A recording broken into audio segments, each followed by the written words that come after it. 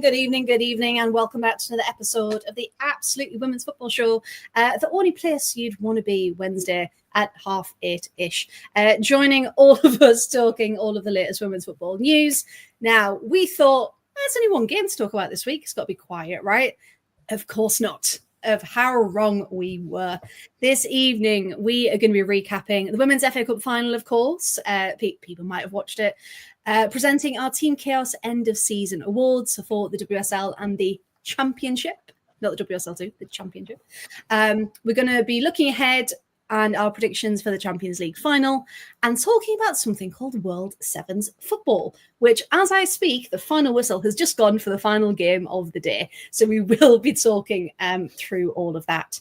But unfortunately, there was some devastating news regarding Blackburn Rovers. But before we do that, let's say hello to everyone that's joining me this evening. Chloe, Danny, Paul, how are we all? I'm good. Good. I thought we were your devastating news for a second there, but there's been some devastating news. It's Chloe, Danny, and Paul this week. Sorry, everyone. That's devastating news, but for who, Chris Cabrera? I don't know. Yes, unfortunately, I'm not on my own. I am joined by some wonderful people, of course. Oh, we should have brought 7 of us, shouldn't we? In tribute. Oh. Should have done it. And then just also my haircut, to be honest. Devastating news. Paul's had a haircut. I was like, rude. Never devastating because, of course, Chloe's had her hair done. Paul's had his hair done. Danny, have you had yours done? No, well, not done. Cut. When you get to my age, it's just cut. A beard trim. Went to the Turkish. Now brushed mine. Does that count? Yeah. Yeah. And how beautiful you all look too. There we go. Hey, Mark is showing everyone up. 7:24. Mark was here this evening. I was still working at 7:24. Mark, well done to you. How long will it take us to derail tonight? We've already gone. 2 minutes 40, and it's already gone off. Thank you, Emma. we just start off the rails now. It's just we don't even get on the track. Well, that's the point. You know, is it a bit overrated to keep on track? I think so. You want chaos and carnage, don't you? Only if it's got a hashtag in front of it, Paul. Only if it's got. As endorsed by Mark Skinner. Yes, he wants the chaos. Endorsing the pod, embracing the chaos of the World Sevens, which again we'll talk about, but no one actually knows what's happening, including the players. Matthew is still buzzing because Chelsea won something at the weekend. I don't know if anyone knew. It was very quiet affair. But it makes a change, doesn't it? Chelsea winning something. Yeah. Good evening to Graham, even to Simon, of course, as well. Good evening, everyone. And yes, don't worry, we will be talking about the fine. Kind of say big fine. Yes, we do indeed. And Graham's just put, right, so rails, where we're going, we don't need rails. Yes, Graham. And this is why we love everyone in the chat getting involved. So remember, if you've got thoughts, opinions, as long as they're respectful, of course, to us anyway, please put them in the chat. As long as they're respectful to us. To us. If you've got an opinion about, well, the people we usually go off at, go for it. If you want to disrespect anyone else, that's fine. It's fine. As long as it's not libelous. Yes. I mentioned to my boss we were going to talk about the Blackburn news, and he said, just be very careful because corporations tend to sue. It's like he's worked in broadcasting for many years because obviously my day job is broadcasting, and he was just like, be very careful. Don't, because you tend to ramble. Don't accuse corporations of stuff they could sue you for. You tend to ramble? No. Paul doesn't ramble. Because as we've heard this weekend, Blackburn don't have any money, so they're not going to sue, and they're not going to go down there. Let's get into it, shall we? So this is the devastating news. Just to bring it back onto that one, that Blackburn Rovers women's team will not be competing in the championship next year, and we are still waiting to know which tier they will be competing in.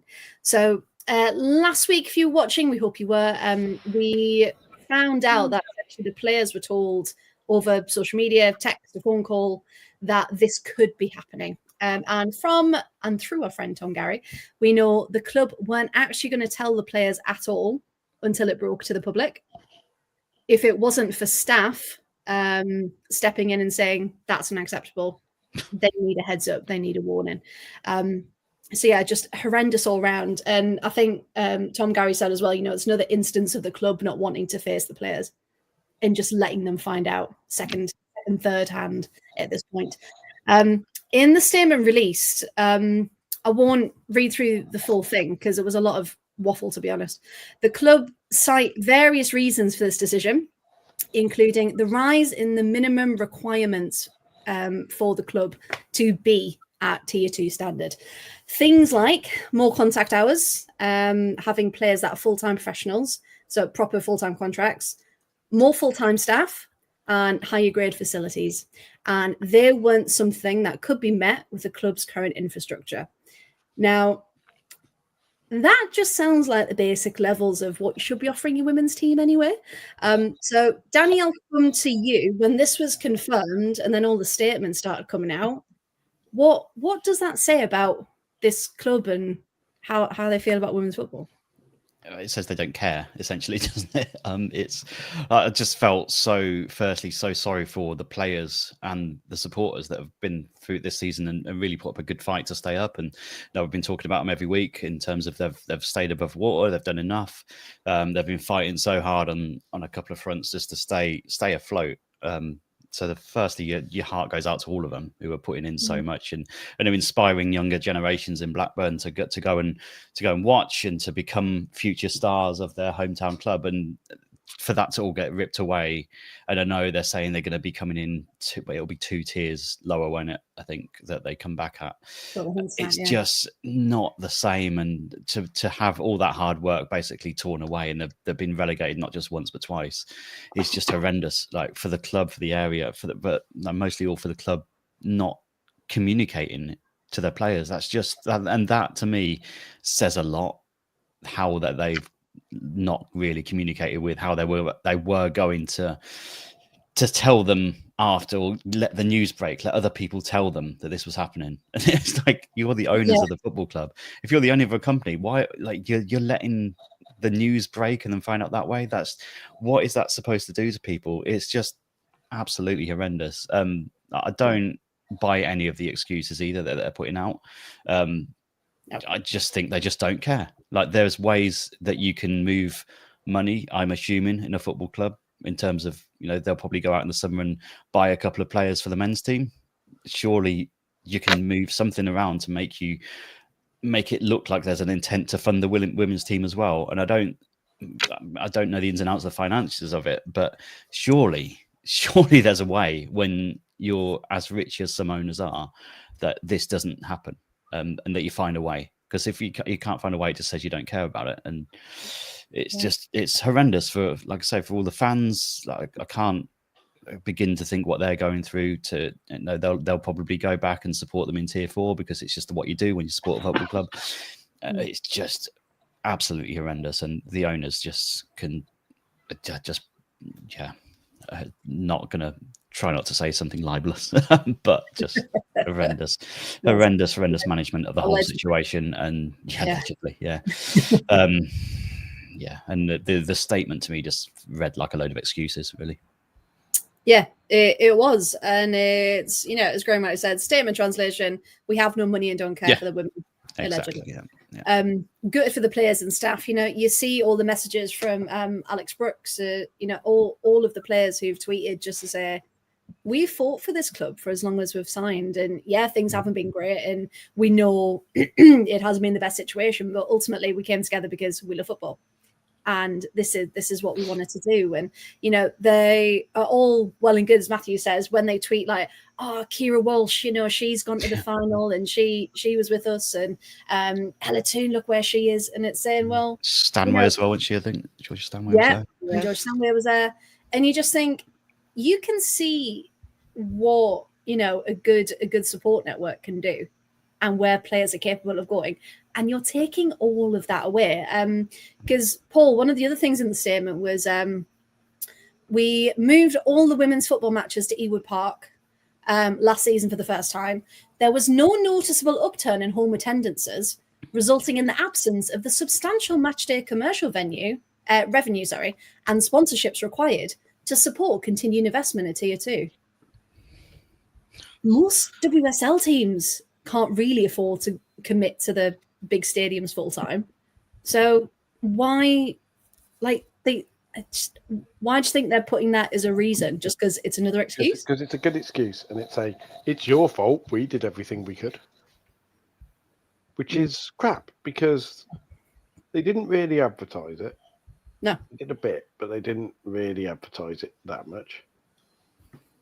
I wonder if they let Blackburn women's team use the same coffee machine as the men, which allegedly was the level at which the women were being seen as different. They weren't allowed to use the same.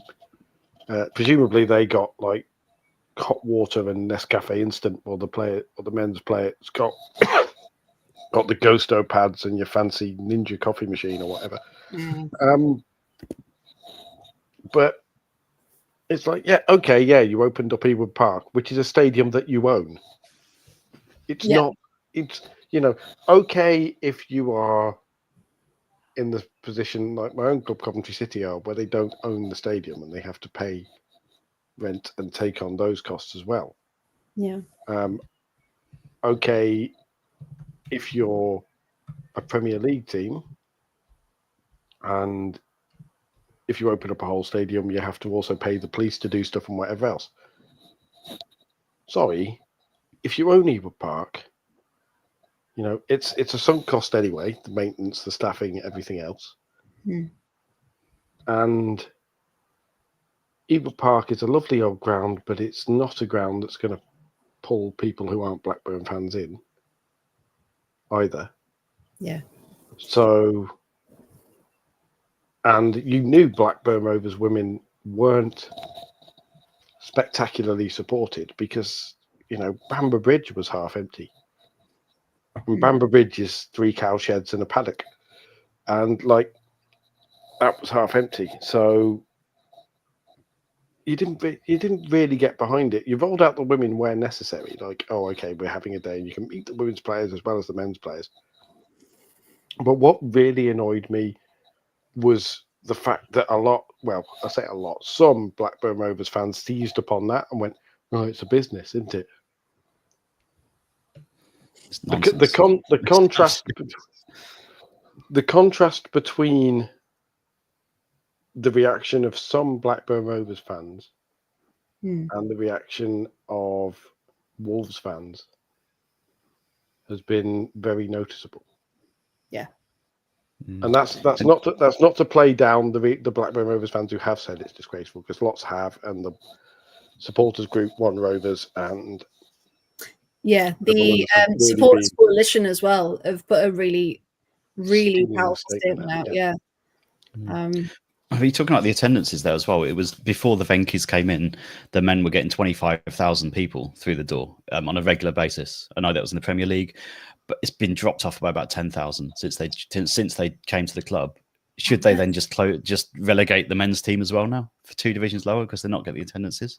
Well, that's the thing. Yeah, it doesn't make sense. I think it was Catherine Batt as well. I don't know if people saw. She was like, "Well, how about if you did actually employ a marketing manager or a social media manager? If you actually put the money in to get these attendances, to get more people involved in the community, do pound tickets for families, local schools, free ticket, get people through the door, and then that's their first way in." I mean, the thing that's really annoying as well. I hate to mention Newcastle positively. But in terms of comparison, in terms of one club town, Newcastle women have actually been winning because they were ridiculously overfunded. But you've got Blackburn is like Newcastle in the sense that everybody in the town supports Blackburn. It's like Sunderland, where most of the people there will support the local team. It's really, really easy to tap into that and say, and if you market it as Newcastle have, as Everton have now begun to more and more, where you turn around and say, hey, you're not supporting Everton women, you're supporting Everton or Blackburn. They're all our club, and they're all representing you. Go and watch them. Yeah. You know, people jump on that. To the club. Yeah, absolutely.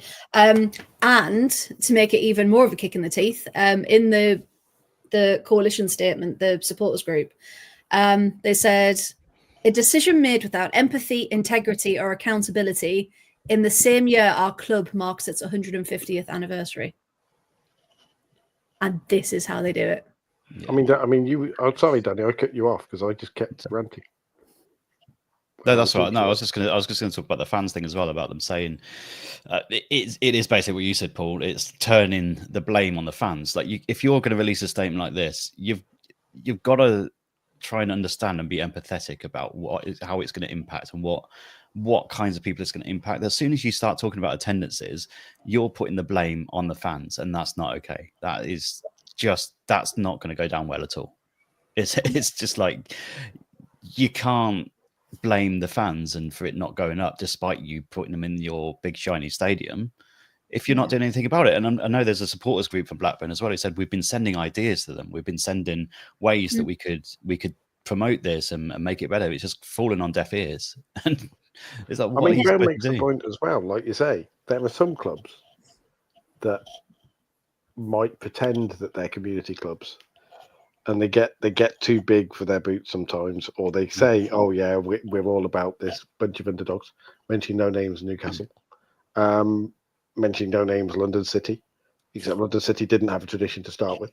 But you know, Blackburn are one of those clubs where history and community and being a local club means something. Because of Jack Walker and because of the history and because of the fact that, you know, when they won the title, it was a local businessman, lifetime fan of the club, who would put his money in and proudly said, this is for the people of Blackburn, my town, my fellow, I don't know what the demonym for people from Blackburn is, but Blackburnians? I'm like, I'll have to look that up. Yeah, sounds good. but no, you're right. It's that community, isn't it? It's the legacy, and people reacting go, this Jack Walker would be turning in his grave at this, because as far as he was concerned, Blackburn Rovers are for all of Blackburn, men, women, children. You know, looks like it's Blackburnians, by the way. There's a football team called Old Blackburnians, so let's go with that. Well, we're Prestonians, and Blackburn's just down the road, so I'd assume it's. And you said, Chloe, as well, your dad is being a Prestonian, is about as anti-Blackburn as it can possibly be, and he was turning around, sticking up for and saying Blackburn have been shafted here. Yeah, that is. I mean, to be fair, my dad said the exact same about, you know, Jake Daniels, the gay Blackpool player.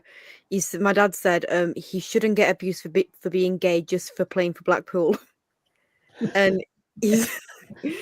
Like, the gay thing's fine, Blackpool not fine. And he said the exact same thing about this situation, that they should get abused for playing for Blackburn, but what's actually happened, that should not have happened. Like, they should be allowed to play no matter what. Like, they should just be allowed to play, and he's absolutely appalled by it. Yeah, and it shows that, you know, even people who really the support of the clubs haven't got anything to do with it personally, but they can just look at it and go, what are they playing at? Like, how is this ever going to grow? And just looking back at the statement again, it says, to be absolutely clear, Blackburn Rovers is not walking away from the women's game. Like other respected clubs with a proud history, we are taking necessary steps and finding a path that is sustainable and responsible for the long-term future of women's football at Blackburn Rovers. The club remains committed to nurturing and developing young talent, fostering community engagement, and working towards a sustainable future in women and girls football. And we thank our supporters and stakeholders for their understanding. As we embark on a new chapter, we hope you'll stay with us. And it's just a massive kick in the teeth. And, as, people are saying in the chat, good on all the fans for calling the club out, calling the owners out and saying, this isn't what our club's about. So see you later. Like this, no, it can't be done, can it? Yeah, as Matthew said there, what they could have done, get people like AJ Dudu, who is a legend, by the way, from Blackburn to promote the women's team, and get... There's ways to do it, isn't there? Yeah. Yeah. Like, it feels like they haven't even tried either. Like they could have been doing this in the second half of the season, couldn't they, to try and get people through the door again, and they just haven't tried. And now they're just blaming it on everyone else apart from themselves. Yeah. It then finishes with, the club will be making no further comments on this matter until further discussions with staff, players and relevant governing bodies are concluded. Okay. I'm going to talk to your staff. Okay, brilliant. Talk to them at that point. At that point, it's until we have informed the staff on Twitter what we're going to do. Yeah. Until we've poked them on Facebook, we will not be commenting anymore. Till we've liked their comments about, till we've seen their reactions and liked the ones that might get quite close to what we're going to do. Just leak things out, what they're going to do moving forward. So yeah, it's a complete shambles. It is. We've seen what happened to Reading. We've seen now what's happening to Blackburn. There are also talks of Sheffield possibly now remaining in the Championship. Which is crap. I don't know anyone who would agree to that. It's crap because if you need another team in a division, you reward, you don't reprieve. Yeah. So you turn around to #United or you turn around to Wolves, ironically, and say, yeah. Because that's what I said. I was like, do another North-South playoff, for second place. I would say bring Wolves up. Yeah. Because if I'm Jeff Shee and the Wolves hierarchy at the moment with the absolute nuclear missile I've taken to my own foot rather than a shotgun recently, I see this news and I'm on the phone to the league and go, how we didn't put in that bid? Well, we do actually have the position and the hierarchy, and we do actually have the facilities because we're a Premier League club. We could help each other out here, lads. Yeah, let's make this right. Right the wrong of not applying in the first place for the license, and then do it that way. I would much prefer that, because at the end of the day, Sheffield got relegated, didn't they? So, I mean, there's other reasons for keeping Sheffield down, but that lets personal bias in. So, yeah, yeah. If we're just talking purely about the league, of course, then, but yeah, it's going to be. I don't think anyone could take them seriously, really, if that happens, but we don't know for certain. We don't know. I do think the thing with, like Matthew says, playoff between Wolves and #. Trouble with that is that # have already said we can't afford Championship football. Where their response to the whole Wolves news was Spencer YouTube Ballon. I don't know what his actual name is, so I'm assuming that's his surname from now on. Allegedly. Allegedly. It's hyphenated, of course, because he's classy.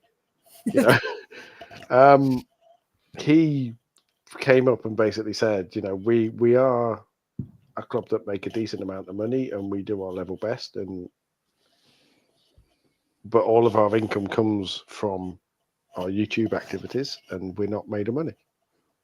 And to step up to that level as an independent team run by a YouTuber would require a ridiculous level of investment. And something like that you can look at and kind of go, that makes sense.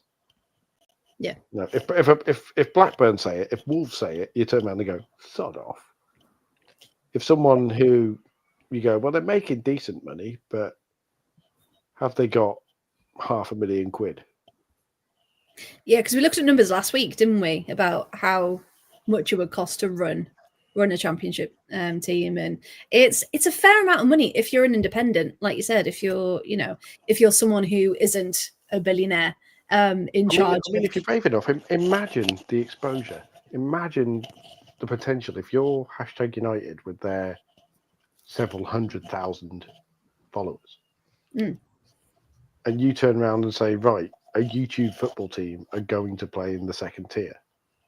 Yeah. Get on board. You know, the brands that are going to get involved, the things like, I'm going to sound like I know what I'm talking about here with popular culture and not an old man. You know, you're going to get other YouTube celebrities like the Sidemen who are massive with their charity football match and all that sort of stuff. Get football YouTube behind #United and say, right, okay, football YouTube FC is going to take on the Women's Championship. I mean, a bunch of them are misogynistic twats, so they might not, but, you know. Right on the stroke of 9 o'clock. Well done. It's there. Watershed is down. And I'm very conscious that I've already said I'm not going to rant, and I've ranted, and we haven't even got to the Lyon rebrand or. You think this is a rant? This is merely the prawn cocktail to the buffet of my rant about Lyon's. Get your popcorn, everyone. It's going to be a good night. But no, you're right. So what buffets are you going to, Paul? You what?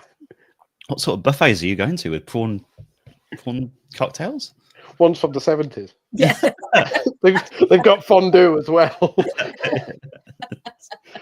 Baked Alaska, Arctic roll. Like Eton mess.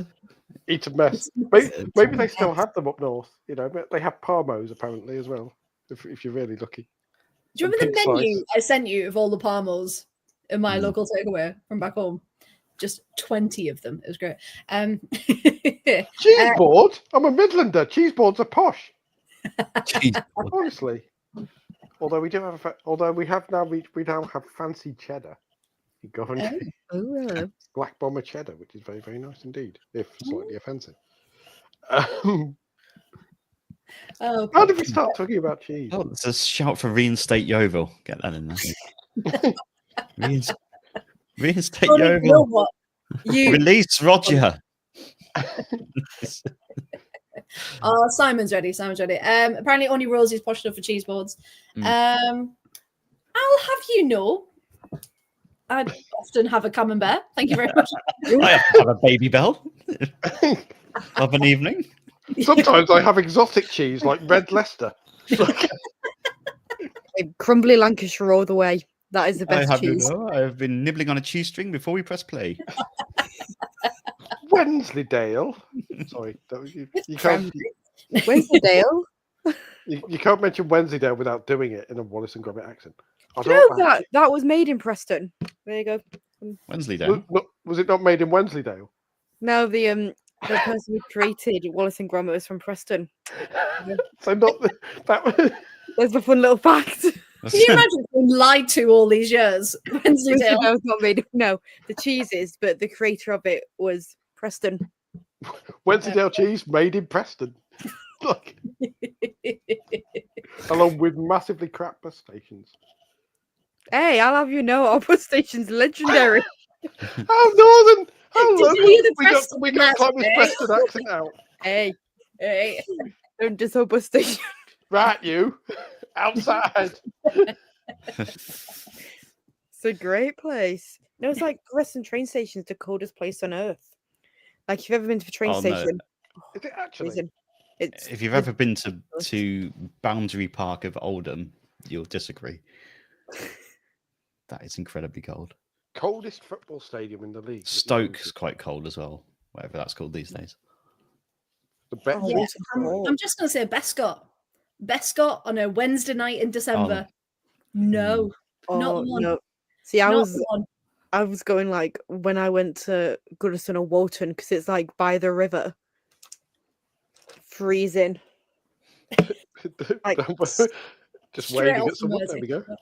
It's right by the Mersey. Like, oh, Bramley Moor is going to be Baltic. We're going to have like 8 million layers on. Oh, it's fine. It's fine with the heating with that massive double glazed window at one end. Sorry, not Bramley Moor.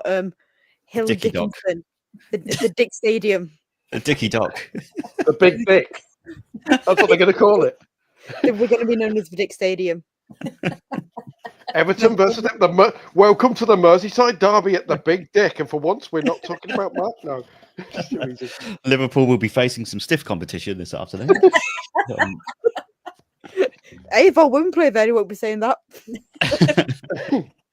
And it's rammed home at the Big Dick. There we go. Oh God, that is what we're going to be known as. Everton, no, never mind, no. Can you imagine the sub cup at the Big Dick?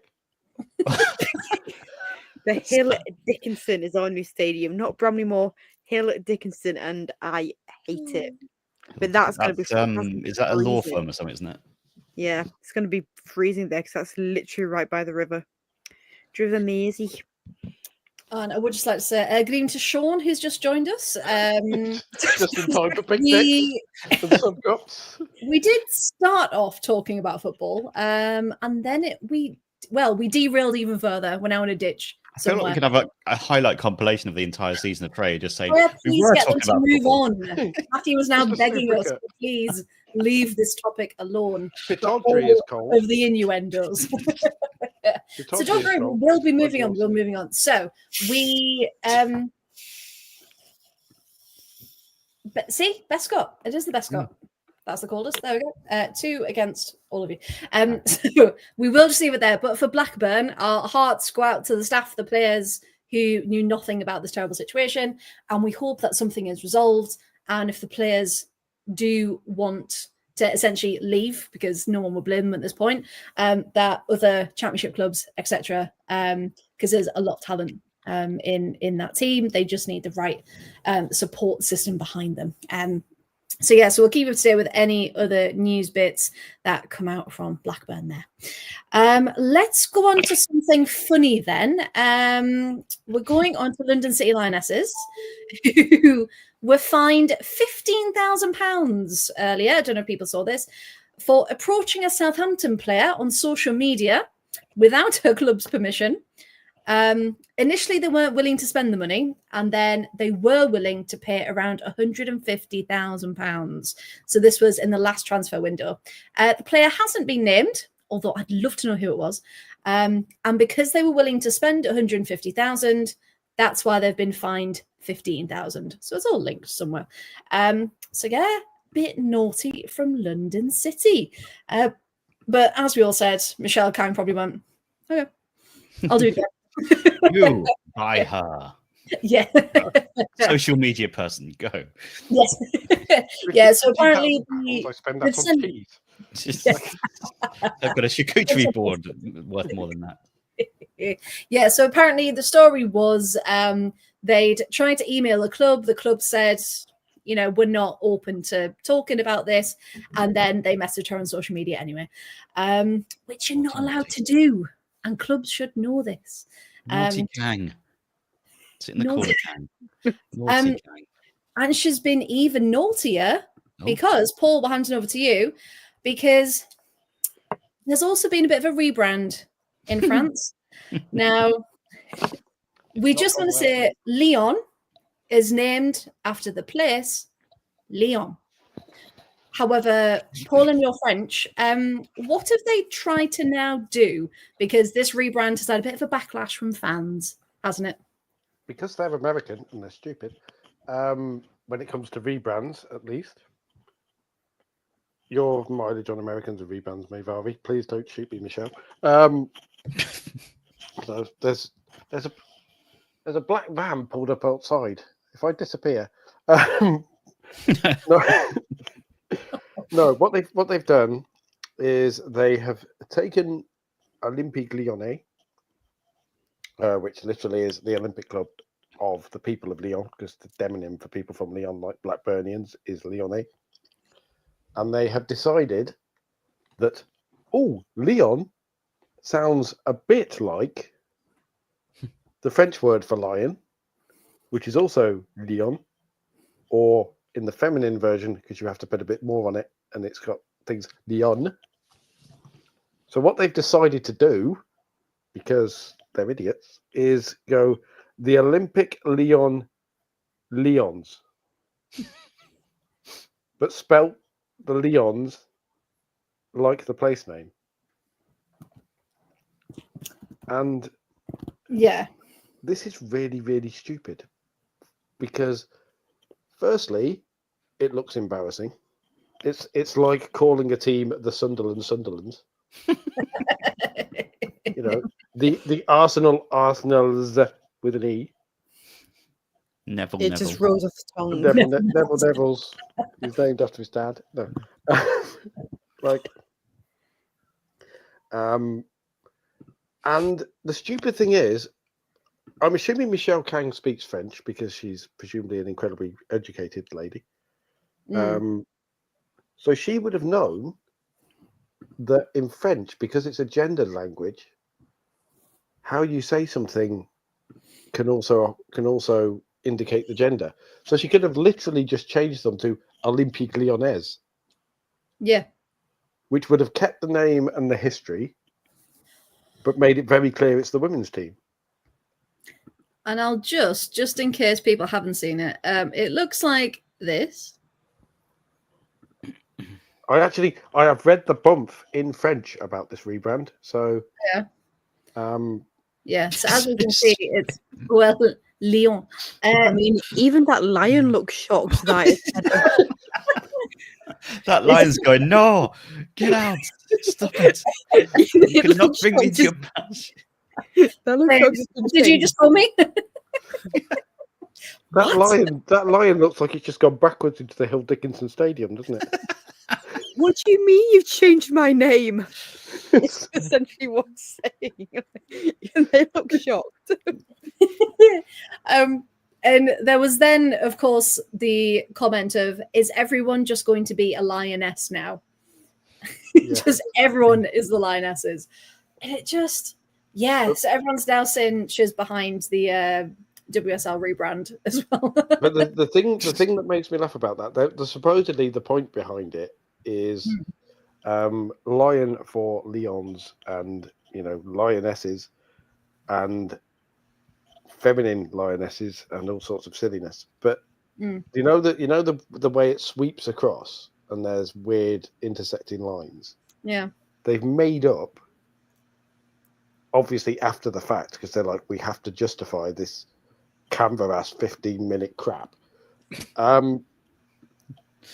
They've made up after the fact that the reason that there are lines that kind of intersect and go like this is inspired by the city of Lyon and the confluence, which is very famous. It's the joining of the River Rhone and the River Saône in the middle of Lyon, which is a really cool place to go to. I fell in both, but I was drunk. It's great. You can walk to the end there, and if you fall in two rivers at once. Very few other places in the world you can do that. But basically, people, as Matthew said, people made the point. It's like Pro Evo is back. Yeah. But to be fair, the best thing about this, I have never been happier to be fluent in French. And the reason I've never been happy to be fluent in French is because the reaction from WSL fans and people who speak English was fairly dismissive and fairly, what the hell?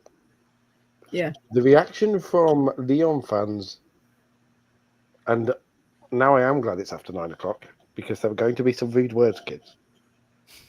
A selection, as I go back through my timeline to find the tweets so I can quote them properly, of some of the Lyon quote tweets of the announcement and the, OL are now OL Lyon.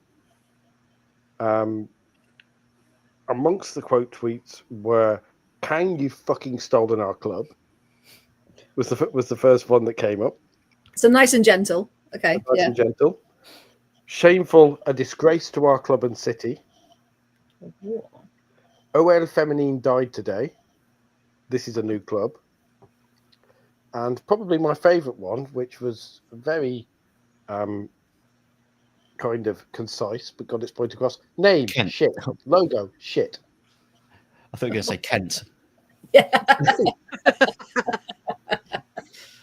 And like, if you want to annoy a fan base in French football, Well, the worst one to annoy is probably Marseille because they're literally connected to the mafia. But swiftly followed by, well, yes, allegedly, but yeah, I could go a separate French football podcast and tell stories about Marseille's alleged links to the Union Cause, which is the French mafia. But anyway, Hey, we've got some time over the summer. Don't worry. Marseille don't have a women's team, believe it or not, as well as which is the equivalent of Liverpool not having a women's team, which is quite surprising. Yeah. But basically, Lyon fans are incredibly tribal because Lyon is the second biggest city in France. It considers itself as the best city in France because Paris is full of Parisians, which arguably is an opinion that has merit, having met Parisians, and also been to Lyon. But they are, an incredibly, incredibly proud city. They have their own dialect, they have their own language, they have their own, and Olympique Lyonnais are like Blackburn. They are a representation of the city and the spirit of Lyon. And Olympique Lyonnais, as I will refer to them because I refuse to call them that stupid Americanized name. The Olympique Lions. Yeah. The Olympique Lyon Lions. Yeah. The Olympique Lyon Lions are firstly one of the most successful women's football clubs in the world. And secondly, Lyon as a city is hugely proud of them. And they feel like a lot of the reaction was, this club isn't Lyon. This club isn't the club that's won 7 Champions Leagues. This is some new club playing instead of them. We can't get behind them because they have the same colours, but, we can't chant Allez Lyonnais. We have to chant something different. Allez Lyon, Lyon. Yeah, it's ridiculous, isn't it? And I even saw some comments as well of, we talk about the one club and like you've been saying, Paul, and it was like, we support this whole club. Don't try and make us a separate fan culture when we're not. We support the men and the women. Yeah, we are Lyonnais. We're not. Yeah, we are Lyon. So, I mean, it's one of those things because in the way several things are, the Lyon chant, because I've watched the game at the Stade de Gerland when they were still playing there, and the main Lyon chant that everyone joins in is one of those classics ones where they turn around and count down, and then just bounce up and down massively with the chant of "Qui ne sont pas Lyonnais," which is roughly speaking, if you don't jump, you're not from Lyon. And literally, they look for people not jumping, and it's that level of viciously tribal, and that level of, and Michelle Kang, with all due respect to her, will not get it because she's American. Well, so I've just had a little look to see if, what she actually said about it. And she said, I hope all French speakers forgive us for changing the French word, but we decided that it's appropriate to make sure everyone globally and in this country know that we are part of Lyon. Amazingly, the best bit as well, when you watch the video that was released as well, the main text was in English. Yes. So, across it they had, pride in English and then fierté underneath a little bit smaller. And you have French people turning around going, why is a French football team using English first? And French is our second language. I've also noticed a lot of the Italian clubs as well are now doing a lot of their promo in English instead of Italian, because Serie A from next season is going to be Serie A women, not femminile, women. So they've completely rebranded to bring that English element to it. So yeah, I think there's a lot of, maybe we'll get more fans in if it's in this universal language, which, I mean, if you want to put English, put underneath. Like, don't put that first. Like, put your one identity. You have teams all over the place that have, Dortmund do it, Munich do it. They have a whole bunch of separate Twitter accounts for, Bayern Munich English. Yeah. And it's very obviously a native German speaker translating it, and sometimes the English is a bit fun. It's even more fun when you look at like Japanese J-League teams that have English language accounts or Dutch teams, because sometimes you're like, you've just put that into Google Translate, haven't you? That doesn't quite work. Yeah. There's also, let's have a look. The new motto is "New story, same legend," which The same but different. same but different. Surely that should be "New chapter, same legend," right? But never mind. And then she said the women's professional team will swap training facilities with the club's boys' academy. And it's going to renovate a new space to create a performance centre that's 100% intentionally designed for female athletes. Okay, good.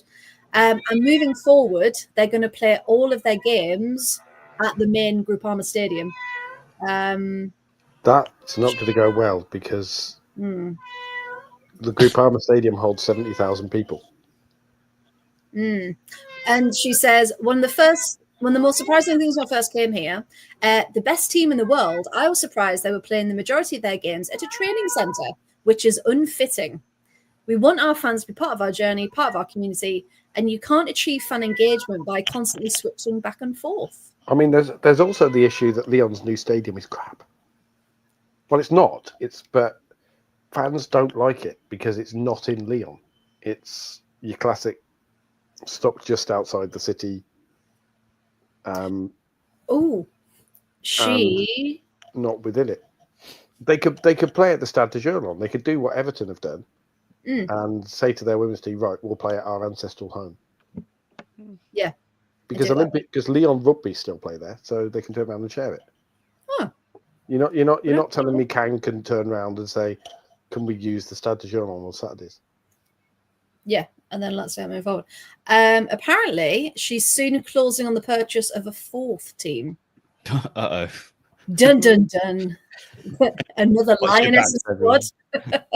What's she going to do? I'm waiting to see what she does with Washington Spirit now, of what she turns them into. Google football clubs with lions for logos. Well, apparently, with Washington Spirit, they're in the middle of a years-long brand transition, and the club has not provided any definitive timeline on a rebrand. So they are going through one, don't worry. But looks like they've been put on the back burner. Because other things are more serious. He's going to buy Sunderland women. No, thank you. I think she'll go a different country. She'll want one in another country, I think. We're black cats. We're not lions. Sorry. Villa have a lion, so I'd just watch out. Although we do need some more money, so actually, yeah, Michelle, come on in. Hey, do you know who else have a lion? Who? Everybody in the chat? Chelsea. Oh.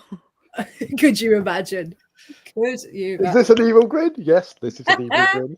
To be fair, Chelsea's probably like top of her list, isn't it? In terms of teams that are winning and successful and things like that. But of course, we can't forget.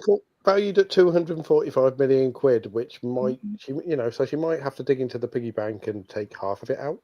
Just a little bit. She might have to miss out on a few bougie takeaways for the rest of the year, and cheese boards. But as Sonia Bonpastor rightly said, Michelle, do not come for my players, and she will text her to remind her. What Bonpastor actually said this? Yeah, in a press conference. Yeah.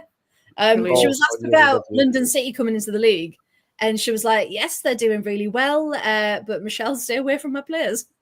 But I do enjoy them though. They're a true underdog story of a small team in London who were struggling away with under the mere ownage of a crypto millionaire, and then this small underdog team got lucky and were invested a few quid by scraping around by a worldwide billionaire who decided to spend 40 million quid on a stately home for their base and then send them to Bromley anyway, which was very funny.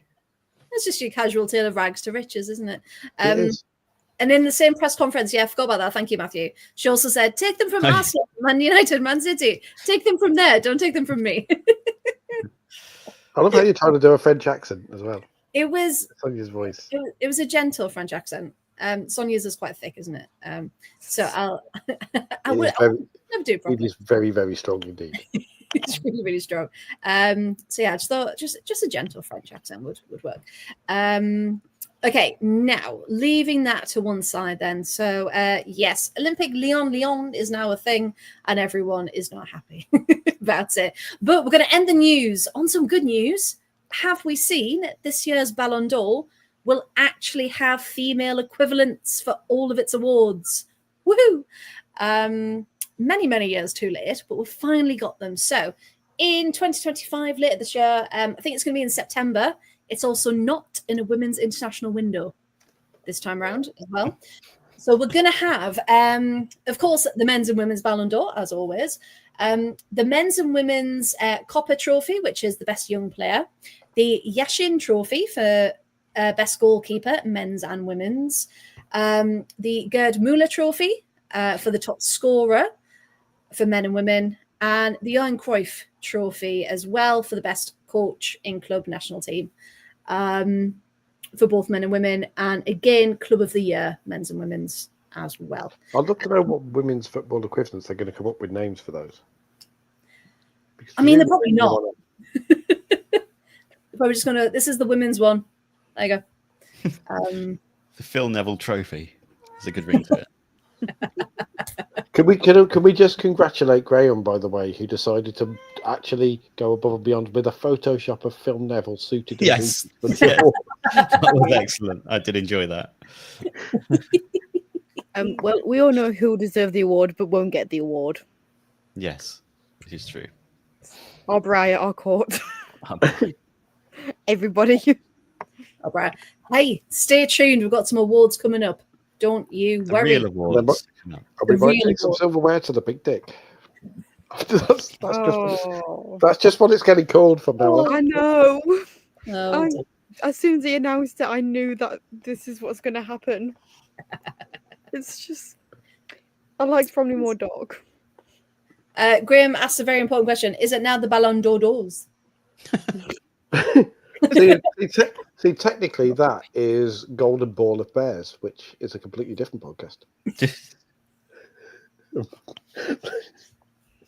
If people are coming into the Ballon d'Or doors and wanting something to eat before their main meal, is it called a hors d'oeuvre? Hors d'oeuvre d'or. Ballon d'Or d'oeuvre. If We're George, the Dawes was football to podcast, pronounce, everybody. if George Dawes was to present one of these awards, I said I was going to get one of these in. Marjorie, take the cake out your bum. Put it back on the table. Take the Ballon d'Or out your ass. Put it back on the table. Our children. peanuts. Peanuts. Actually, you could do the lesbian songs for the start of the. For the start of the women's football, just lesbian. I mean, that appears to be the WSL marketing strategy, isn't it? Hey, live, laugh, lesbian. Right. Get a big post from the back that says "Bell Lesbian Stacey." Regret. Bring that back. Just present it. They present Freya Gregory with one, just so George Dawes can go, Gregory, this lag! Danny is the only one that gets this. Like, everyone else in the entire world. Oh, God. And I would just like to welcome everyone to the award-winning Absolute Football Podcast, when we will now resume the football chat. So we did mention briefly at the beginning, the World Sevens started today. So World Sevens football, massive new tournament. Oh, Paul, were you going to say something there? Sorry, yes. Yeah. I'm putting a thing in the chat so everyone gets my jokes. In case you wondered, when you have to explain the joke, that's when it gets too much. It's a bit too far. Yeah, so this was the World Sevens football started today, and it's continuing. It's over 3 days, and then on the fourth day, it's the Champions League final. Yay! Also in Portugal. So match day 1. All teams only played once, and remember this is different because it's 7v7 rather than your normal 11, and really no one really knew what they were doing. You could tell they've kind of watched a few like futsal videos of how to try and attack quickly and try and do things. Man City were the first game of the weekend. Man City, the weekend? No, of the day. Man City versus Rosengard. And both keepers were used to doing their normal goal kicks. So it was just going straight into the other net. What, the goalkeepers were scoring? Well, they were just trying to kick it as they normally would, but because the pitches are smaller, it was just essentially going into the other goal. And it was like, oh, okay, right, that needs to be shorter. Right. So you see them like just trial and error as they were going through. So it's 7v7. The halves are only 15 minutes each. There's also long subs, and they're not announced, really. It's just kind of, right, on you go. And so there's just swarms of people on and off the pitch. No one really knows what's happening, including the commentators. It was even Rachel Brown finished at one point. I don't know who she was sharing the with, but she just went, I'll let you tackle all of those changes because I don't know what's just happened. That's how it went really for the first day. So the premise is there's 2 groups, so 8 clubs being sorted into 2 groups, and it's the top 2 can go through to the semi-finals, and then of course the 2 winners for the final and third place match as well. So today, City won 4-0 against Rosengard. Man United won 3-2 against Roma. Bayern won 4-2 over Ajax, and PSG won 2-1 over Benfica. So it's really fast. Trying to figure out what's happening is a bit strange because, like I said, no one really knows what's going on. But interesting. Did anyone else manage to watch any of it, and what first opinions are? It looks like Power League. It looks like they've all turned up at a sports centre in like Aldershot or something, and just having kickabout. It's very weird.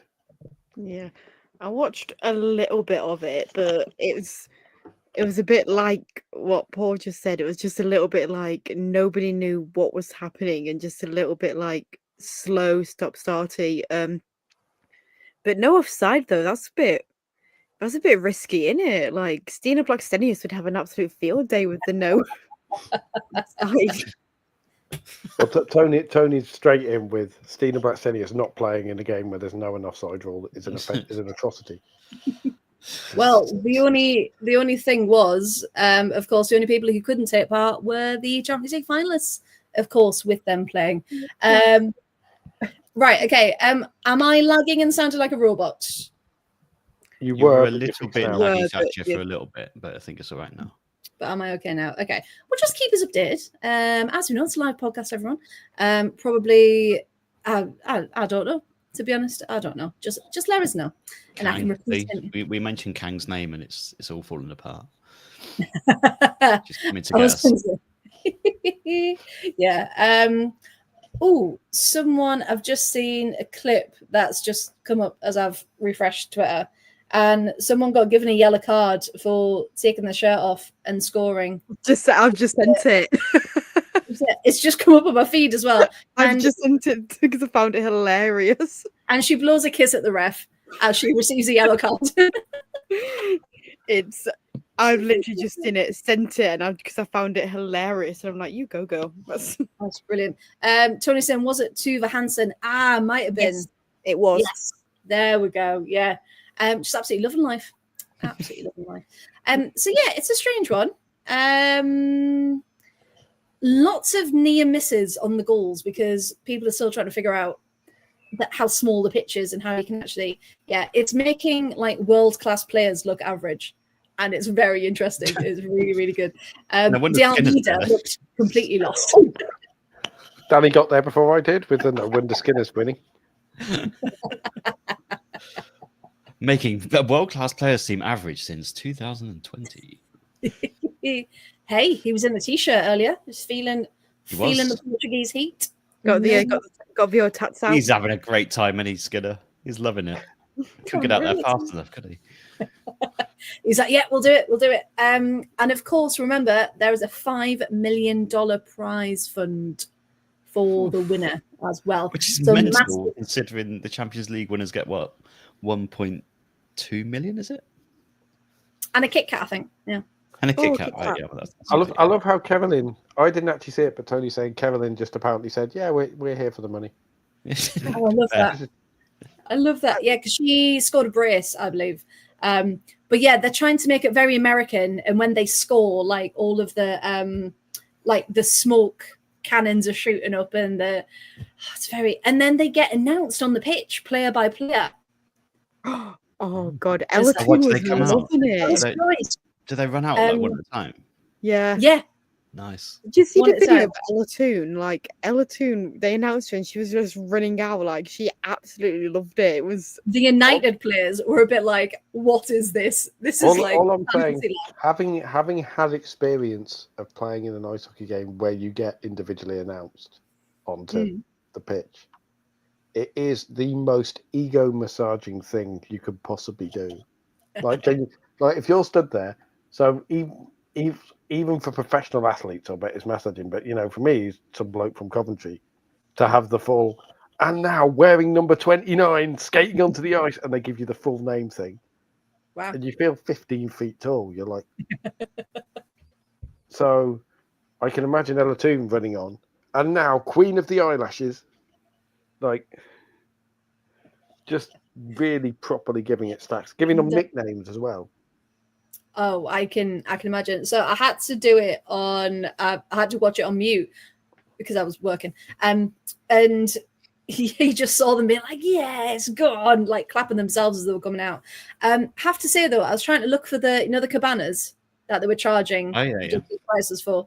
I couldn't really see them or what I think is a cabana. But behind the goal in the far corner, there were what looked like sofas. So I'm assuming maybe that was them. And remember, there was a party deck that we talked about as well. There were deck chairs along the side of the pitch. I think it might have been those. What they haven't even party spoken deck like chair decking on the side of the pitch. Just deck chairs. So I was imagining like party bar, like decking, like a really cool like interactive area. No, just like not even like deck chairs, like directors' chairs, like collapsible, like foldy chairs. Like what if you sat in it and it just collapsed? So that would be quite tragic. Especially if the camera was on you, that would definitely be on commentary. Oh no. And we've just seen a woman there collapse through. That happened. My friend Abby doesn't watch this podcast, so this is a fine story. We were in physics in year 9, right? And I don't know if anyone else had these stools at school, but they were just like a plank of wood, and it was screwed onto like a metal base, a metal frame. Oh God! Yeah. And one of the screws was loose, right? And she's then turned to get a bag, like a pencil case out of a bag, and it's unscrewed it, so she just fell through the frame. Oh God, I once did that. Oh, and we still laugh to this day, just in a heap on the floor, just like help. Oh, I once did that when I went to like a friend's house, and her grandparents had these like 25-year-old deck chairs, and I sat in one and it just went straight through because they were like so old, and I wanted to leave in that moment. I'm like, yeah, thanks for inviting me, but I'm off now. Bye. The other week I actually did that, like casually. I was on the end of the bench during ice hockey, and I was talking, and I thought I was about 3 feet further over. I just kind of casually sat down and kept sitting down until I was on the floor, looking up at everybody. Oh my God, my friend did that. We went. Sorry, everyone. This is a football podcast. We'll get back to it. We went. When snares attack. Have a drink, everyone. Think of it like the Israel performance at Eurovision. Go and have a drink. Like, yeah, come back in a few minutes. We went for a staff night out. We went ice skating in Birmingham. Again, in front of the big library. There's usually a big ice rink, and we went to put our skates on, and poor Collins, bless him, he sat right on the end of this long bench thinking it was like solid, but it wasn't. So he's gone full force, sat down in it, trying to put this skate on, and the whole thing's tipped up. So he's just ended up on the floor. He's being catapulted into the sky above Birmingham. I now want this, right? Forest wheel. Oh, that's what. I now want to watch the World Sevens or whatever they are called. I can even tell you what the Super Duper Sevens, just to see if a pro football player gets catapulted into the Portuguese sky, sitting on the bench. Ella Toon misses the Euros with a broken tailbone after sitting on the director's chair. Thinking she was in the VIP area, but actually she really wasn't. See, we've got new segments now. Chair confessions, deck chair declarations. Yes. By the way, that is excellent, by the way, Matthew. The deck chair comment, a few comments above. I enjoyed that immensely. Oh, that's very... Oh, yeah. Can we also pay tribute to Grail's Barry Manilow knowledge? That was nice. Sofa Cabana. The Sofa Cabana. At the sofa. Yeah. The player of the match gets a bottle of soft drink from the Coco Loca Cabana. They presented. Oh God, I can't remember who it was now. Is it the Bayern match? Possibly. Is it Damjanovic? Someone anyway. And they got given the win. I'm just going to give this to you. They didn't announce what it was. It was like this cube. And the player was like, thank you, but what is it? And they were like, we'll tell you later. No one knew. They just knew they had to give this thing to the player of the match, assuming it was a trophy thing. So yeah, they were just like, oh, you'll find out later. Maybe it's like a Minecraft cube and they can cash it in for like double points. You'll find out later at 3 a.m. when you're spewing it all up again. The player of the match was... Yeah. No, I was just going to say, the player of the match was presented by Invisalign. So what if it was like 3 Invisalign strips? 3 braces. Imagine. Like, if it's a box, then it could be Invisalign. Like, just open it up like, yeah, your teeth are crap. Here you go. Like, player of the match sponsored by Invisalign. What is it? There was a thing in men's football back in the day when Rumbeload sponsored the League Cup, I think it was, and the player of the round got a TV, and he got to go. There was this awkward videos of the players going to Rumbeload's TV stores and picking up their free TV. Player of the round. Wow. Yeah. Better than the Milk Cup. Yeah. Like that was. I'm just. Where were we? I just love the. I just love the idea. No one said it. Of this cube sitting on the hotel room side table of Jelena Damjanovic, and like some sort of scary Reddit no sleep horror movie thing just lighting up at 3 a.m. Do you remember that episode of Doctor Who with the cubes, the power of 3? Yes. Maybe it's like that. Oh. Chloe's eyes then were terrifying. The evil joy from Chloe then. She's like, yes, the cubes. I really like Doctor Who. Let me live. We're watching them all again because Georgie hasn't seen anything past David Tennant. So we're going back. No, she needs to watch them. It's fine. It's good. And Tovi is obsessed with. She loves the color red. So when they redid the Doctor Who intro and it turns red inside the time vortex, it's like, and yeah, loves it. But there we go. And as Emma rightly says, this is a football podcast. Yes. There was only one game to talk about this week. That's the thing. So we need t-shirts. We need merch with that quite on it. This is a football podcast. This is a football podcast. Yes, we do, and it can be yours for the low price of $14.99. Well, it's more of a culture podcast now since I rebrand to a Boots, Beats, and Burn Books. There you go. Hey, yes. I remembered. Have we done that so cringe yet? I think the whole podcast just turned into that, to be honest. My t-shirt will have that under. There's a football podcast on the front, and then Live Laugh Lesbian on the back. Tony's suggesting we move on to this. That's every week, Tony. That's our weekly segment. Yes. Because what a good segue, Tony. You read my mind. We're going to talk about the FA Cup final, the one game of the weekend, of course, to finally end Chelsea and Man United's season.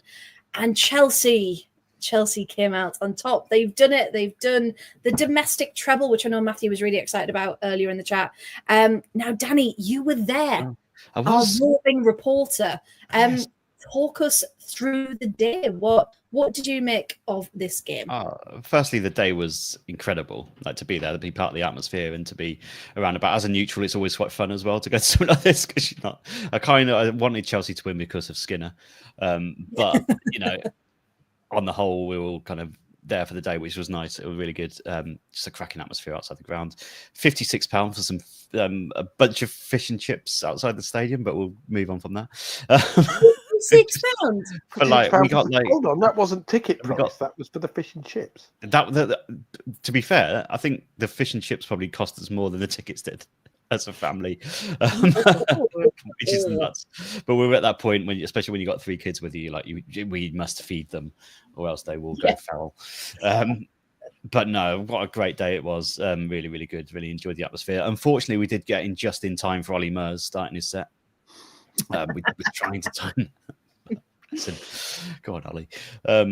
But no, I thought. I don't lie, Danny. You love him.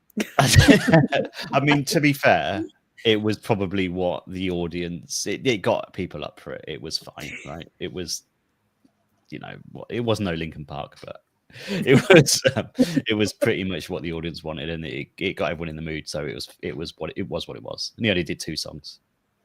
He probably mimed. I don't know. Anyway, I thought Chelsea fully deserved it on the face of the game. Like, United were holding them off, I think, for as long as they could. Their tactics seemed to be just defend, which I thought they did really well in the first half. They kept them at bay for the most part until the penalty. But then there's that classic case of, as soon as Chelsea scored one, it always looked like it was going to be no way back kind of situation. And it was a case of they're going to get 2 or 3 eventually. Just a joy to watch some of these Chelsea players. That I mentioned it in our chat quite a lot, but watching Erin Cuthbert do a thing in person for the first time was incredible. Watching her do it against Mark Skinner was even better. But for her to watch her in person, to watch what she does on a football pitch, which you don't sometimes pick up on the screen, how much work she actually gets through, how dominant she is in that midfield, superb, Susan Perb, I will say. And they just overpowered United in the end. Fully deserved their 2 or 3 goals. Well, 3 goals, but I thought it looked like it was going to be 2. But really, really strong performance. And again, showing the strength of Chelsea as a whole, as a squad, when the players that they can bring on, just to hammer it down. United just couldn't cope with them. They didn't have a lot in attack at all. Couple of sort of half chances, didn't they? I think Janssen had one that she smashed over. But apart from that, there wasn't a lot. And, you know, deserved win for Chelsea, and we're seeing a monster machine of a team at the moment with this Chelsea team. Just almost unstoppable, aren't they? And again, on the big occasion, they've come good. But what was nice to see after the game actually as well was how much it meant to the players still. Like, you sometimes can think the players will just kind of, oh, that's another trophy, you know, job done kind of thing. But how much it meant to the players on their faces after the game, it was quite nice to see as well, that it wasn't kind of getting to the point where it's becoming another day out kind of thing. It still means quite a lot to them. Yeah, still fighting for it. Yeah, exactly. And still really, really feeling the emotions of winning the FA Cup. And that was really good to see. But yeah, really enjoyed it. No, it was. And you could tell it was a good atmosphere, because some people, the cynics amongst people, saying, well, they said it was a sellout and it was only 74,000. That's still a brilliant number, like, regardless of, you know, however many actually turned up on the day. And Tony's just saying there, the game between Erin Cuthbert versus Grace Clinton was on some Roy Keane versus Patrick Vieira thing. It was immense. And it was, wasn't it? That midfield was... I was surprised there weren't more cards, to be honest. Yes. The physicality in that game was just absolutely incredible. But that's what you want as a neutral, isn't it? You want that excitement, you want that pace, and you want 2 teams properly going for it. Because the penalty was at the last minute of the first half. Yeah. And you just think it took up until that moment to start breaking down that defense, like you said, and you think, okay, well, what can United do here? Because still very much in it, But then the second half, they just couldn't really do much, could they? It was just all Chelsea. Paul, Chloe, anything from you about this one? Because I mean, 3-0. As soon as the goals started coming, well, I say that it was the last minute of the first half, and then there was 2 in 6 minutes to end it, and you just thought, yeah, that's it. Thoughts from you guys? Skinner doesn't. Again, it's fascinating watching Manchester United fans slowly realise throughout a game that their team is actually a bit crap when compared to the teams they think they should be competing with. Because they start with the Grace Clinton star girl and Liz Turland is amazing. They all call her Liz now, by the way. So I think we're vindicated. He got crucified for calling her Liz, even though she is called Liz. Yeah. And Norway FC, which can I just say there was an absolutely incredible tweet from a Chelsea fan, which had a picture of Celine Dion and Celine Dion next to each other, and it's like, oh look, 2 Celines who we were told going to perform and never turned up.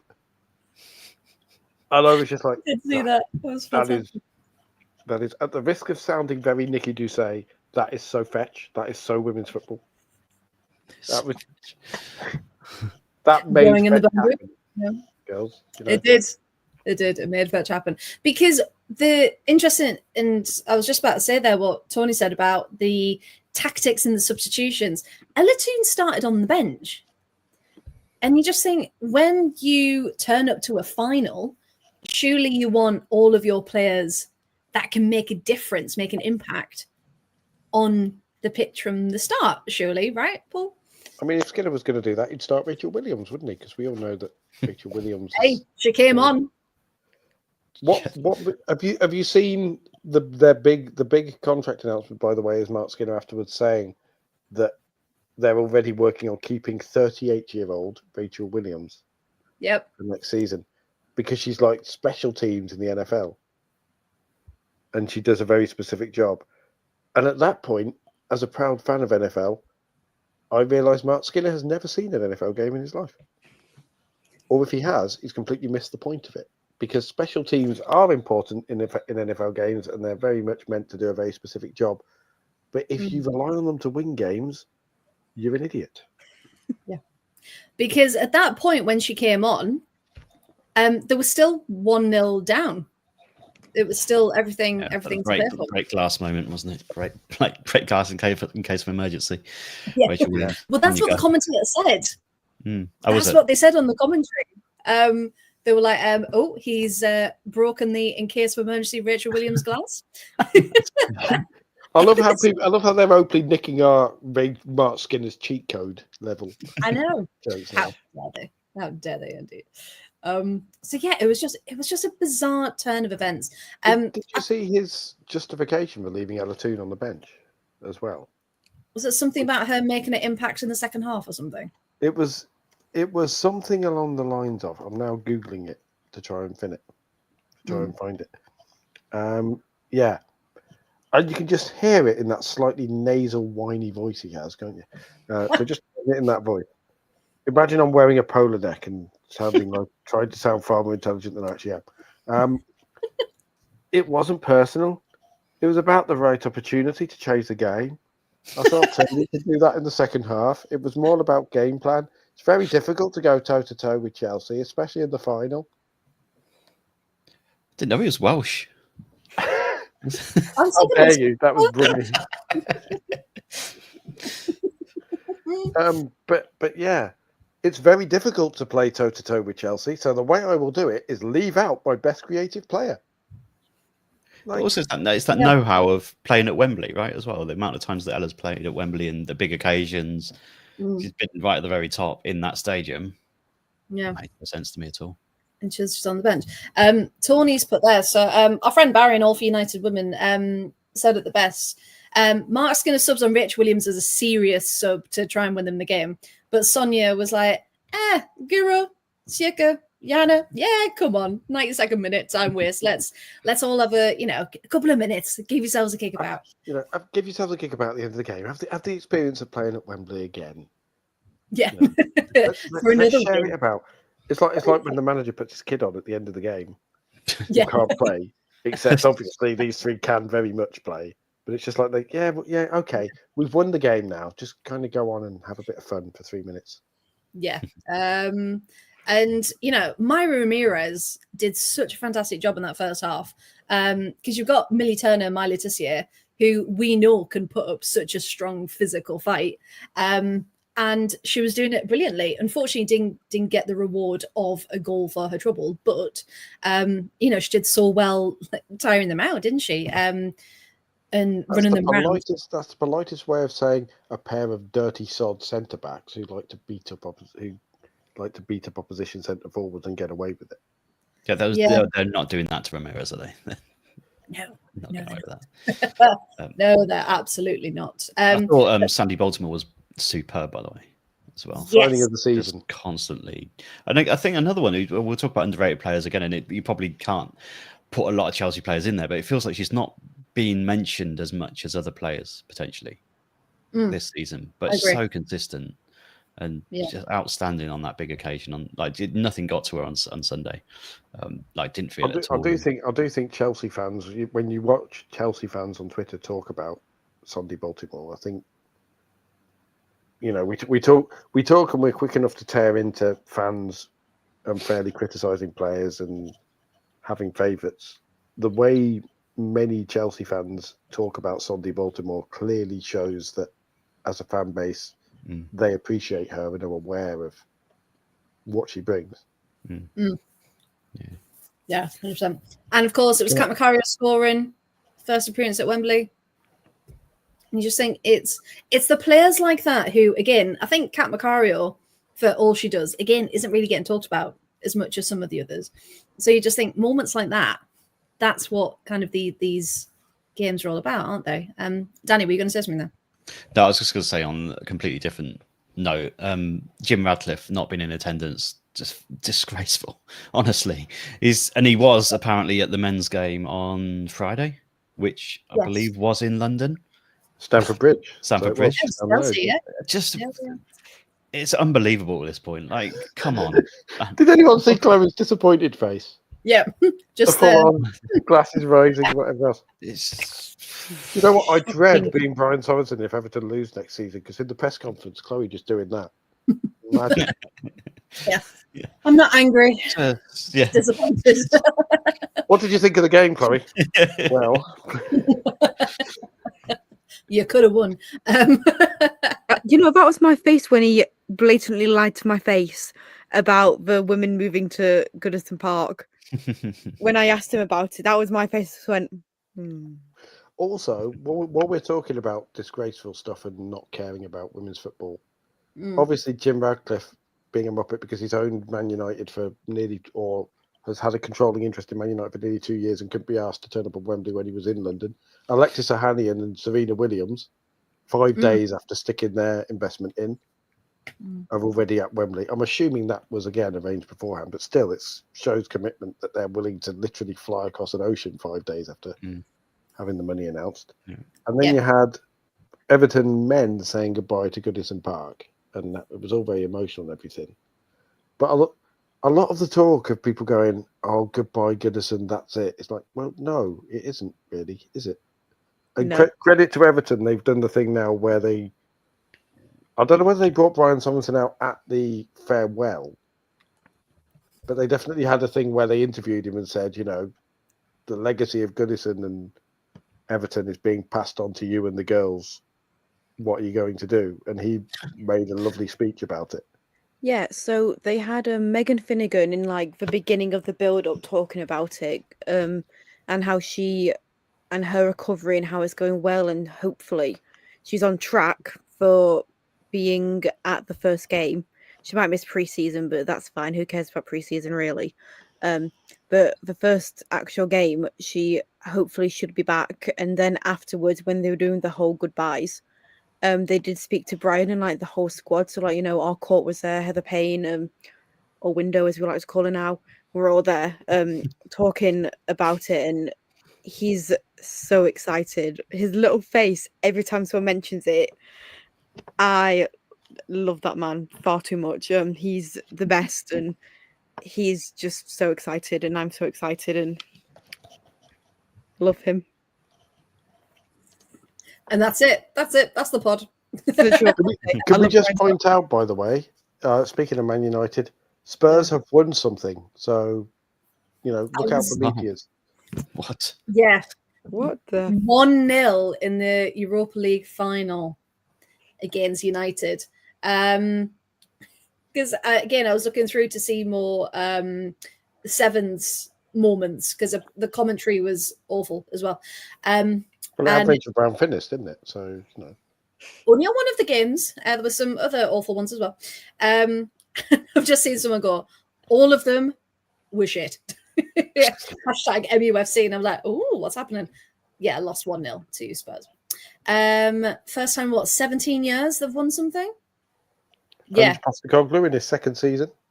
When he says he's going to win something, he actually does, unlike certain other managers.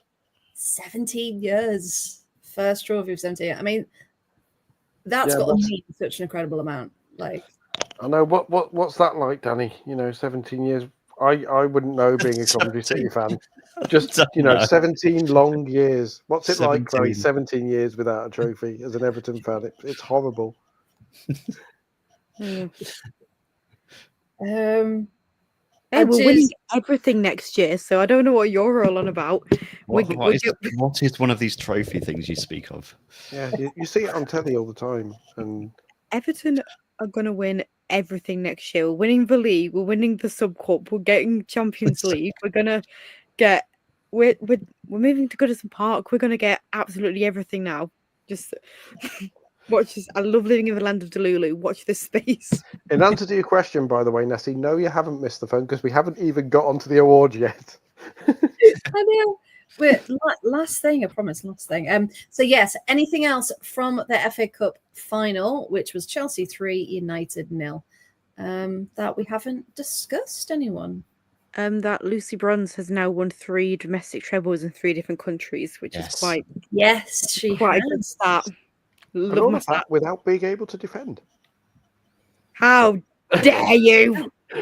Sorry. I'll do the look again. Oh, we had. We mentioned Serena Williams already, haven't we? We have. There. Yeah. Did you see Fallon Tullis-Joyce's reaction to Serena Williams going into the dressing room and how absolutely adorable that was? Yeah, it was incredible. And the fact that I think Fallon had posted the picture with like a little caption like, "Oh, I've always looked up to you," blah blah blah. And didn't Serena repost it and put something like, "We may be part of the Blues family, but it like inspiration has no color," or something like that. And she was like, "We're all part of the same football family," and it was just like, you've only been part of this ownership for like 5 minutes, and yet you've probably done more in that one statement than a lot of the people in the top bits of women's football have. So yeah, I just thought that was brilliant. Did we also see, speaking of inspiration, the 5-year-old Everton fan literally called Ava, I believe, named after Everton, and there was a video that her mum or her parents posted of her finding out that Goodison wasn't going to be knocked down and the women were going to play there, and her crying with happiness. And then obviously Meg Finnegan and the Everton team heard about this, and so there was footage of her being sent a video of, "We were amazed you're excited about Goodison. Do you want to come on the pitch with us for the first game of next season?" And just this 5-year-old girl going, "Am I dreaming?" Like in a proper. And it's the kind of thing you watch that and go, why aren't clubs like Man United doing that with their women's team? Yeah. Yeah, I see Nick has put in the chat that Ratcliffe's there tonight, which is in, I want to say, Bilbao. Bilbao. It is Bilbao. So it's flown to Bilbao tonight on a school night, but it's not going to go to Wembley on a Sunday. Which is even better that Man United now lost. Yes, absolutely. Yeah. He's flown to Bilbao to see them lose to Spurs. Like, Spurs don't win things. There is a verb to Spurs, which means to fail to win things, and yet. Yeah, I just do better. That's it. That's all we need. I also feel bad for my boss, who could have gone through work, could have gone to see Wet Leg at the Birmingham Academy this evening, and decided to give away his VIP tickets to watch Man United in the final. And Oh. I'm just not going to mention the football tomorrow when I see him. I'll let him mention it. Right. This isn't relevant to football, but we spoke about much worse. So, did you know that last? Yeah. No, it's not. It's not bad. This isn't relevant to football. It's not relevant to football. But This isn't relevant to football, but we've done much worse. So anyway, it talks about people falling off of deck chairs. No, I was just going to say on Serena Williams. Did you know that last year's Wimbledon or the year before? Can't remember which one, but it's still fun. Was the first one not to feature a Williams sister in 18 years. Well, the first final, not to feature, or just the first Wimbledon. Just the first Wimbledon in general. Wow. Just the first Wimbledon to not feature a Williams sister for 18, 19 years. And I just thought that was really interesting. Nancy is really impressed by that fact. Yeah. It was also the first. I think it was the first Wimbledon in 23 years not to feature Judy Murray as well. Old friend. Yes. It's been a while. It's been a while for Judy. She's back. Judy. Don't worry, Judy. You're still relevant. Don't worry. Will always be relevant to us. Come on, Judy. You and Phil can sit in Danny's closet and. Come on, Judy. How you come? And Wimbledon. I don't know how small my closet is, by the way. Maybe you shouldn't be looking down under the desk, going, "Come on, Judy, out you come." Judy. Wimbledon this year is just Euros, so Judy. you might get the New balls, please. Might get to go again. Chloe. Chloe, I didn't hear that. Yeah. I'm so sorry, Chloe. The boys were making jokes about balls and being under desks when Wow. while you were trying to get across this wonderful point. Sorry, So, Chloe. Ball talk. No, I was just saying. That's the next My segment. work, right? I need to record Chloe saying that as the intro to my sports show. Just welcome to Ball Talk. The ball talk. Oh God. with your host, Judy Mary. Go change that to my Instagram handle now. Chloe talks balls. Hi, that's me. Chloe talks balls. Forget Chloe Bet. No. But I was just saying that Wimbledon this year is in between the Euros and the last Lionesses camp or whatever. So they might get to go because Leah Williamson loves Wimbledon. She's been every year. We love the Leah Wimbledon fit.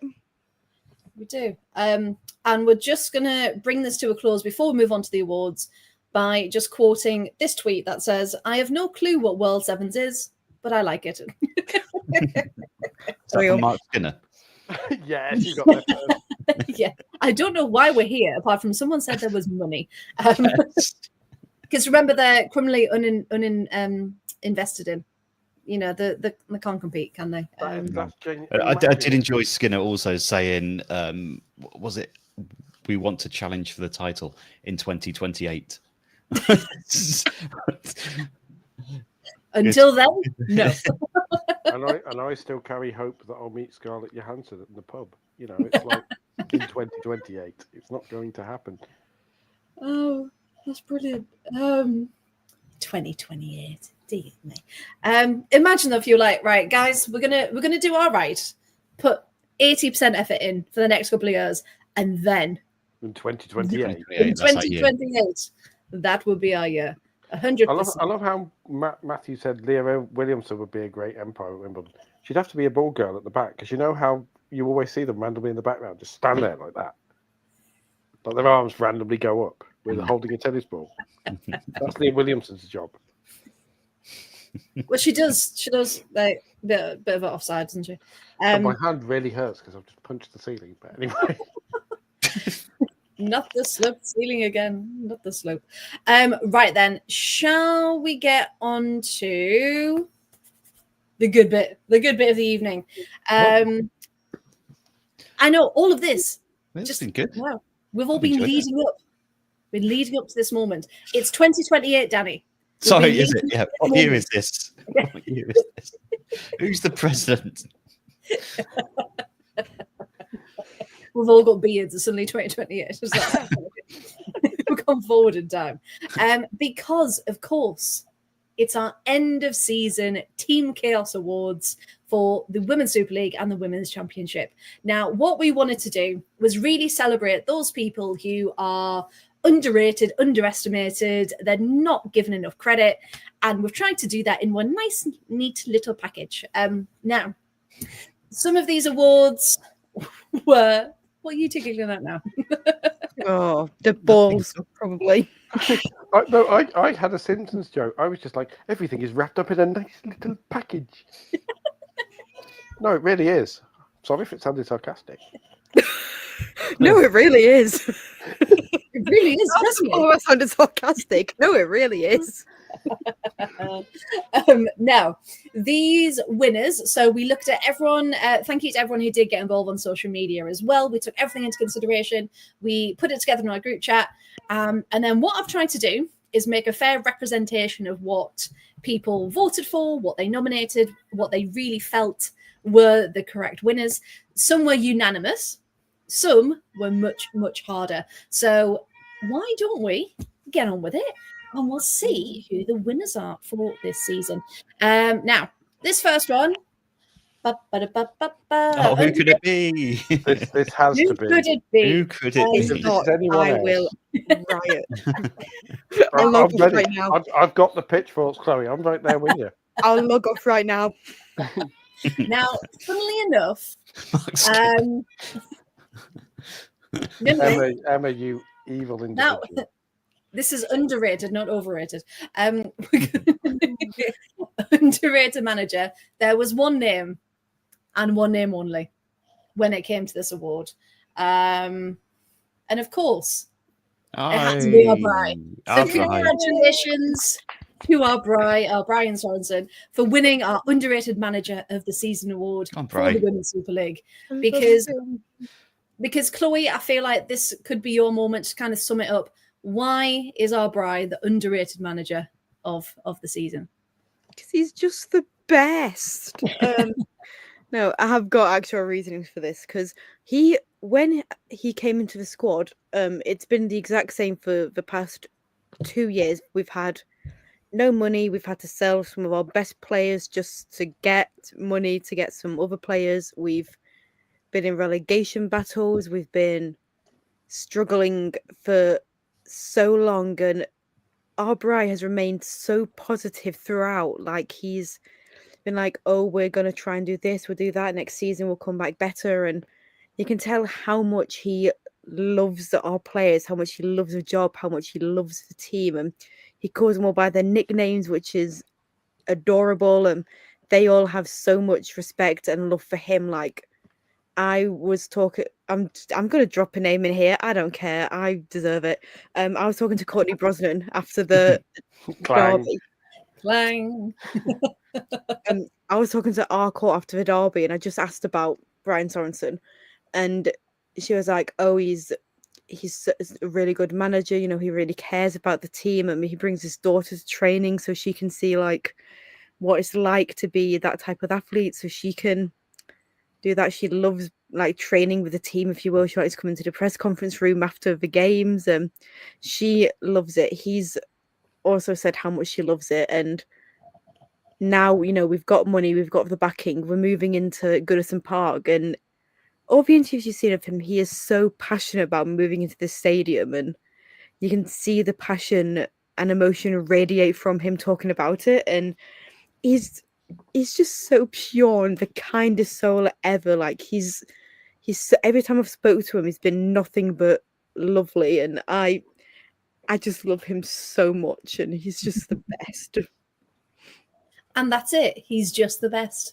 And he is, for everything he's done with limited budgets and for where he's gotten Everton to at this point. And you just think finally he's being rewarded for that with these new investors. So yes. So congratulations once again to our Brian. This was probably the most unanimous one, let's be honest. Yes, absolutely. Oh, 100%. I would be amazed if And There I'm now were- ethically, because I'm posting the awards on Twitter in the tradition of the best award ceremonies.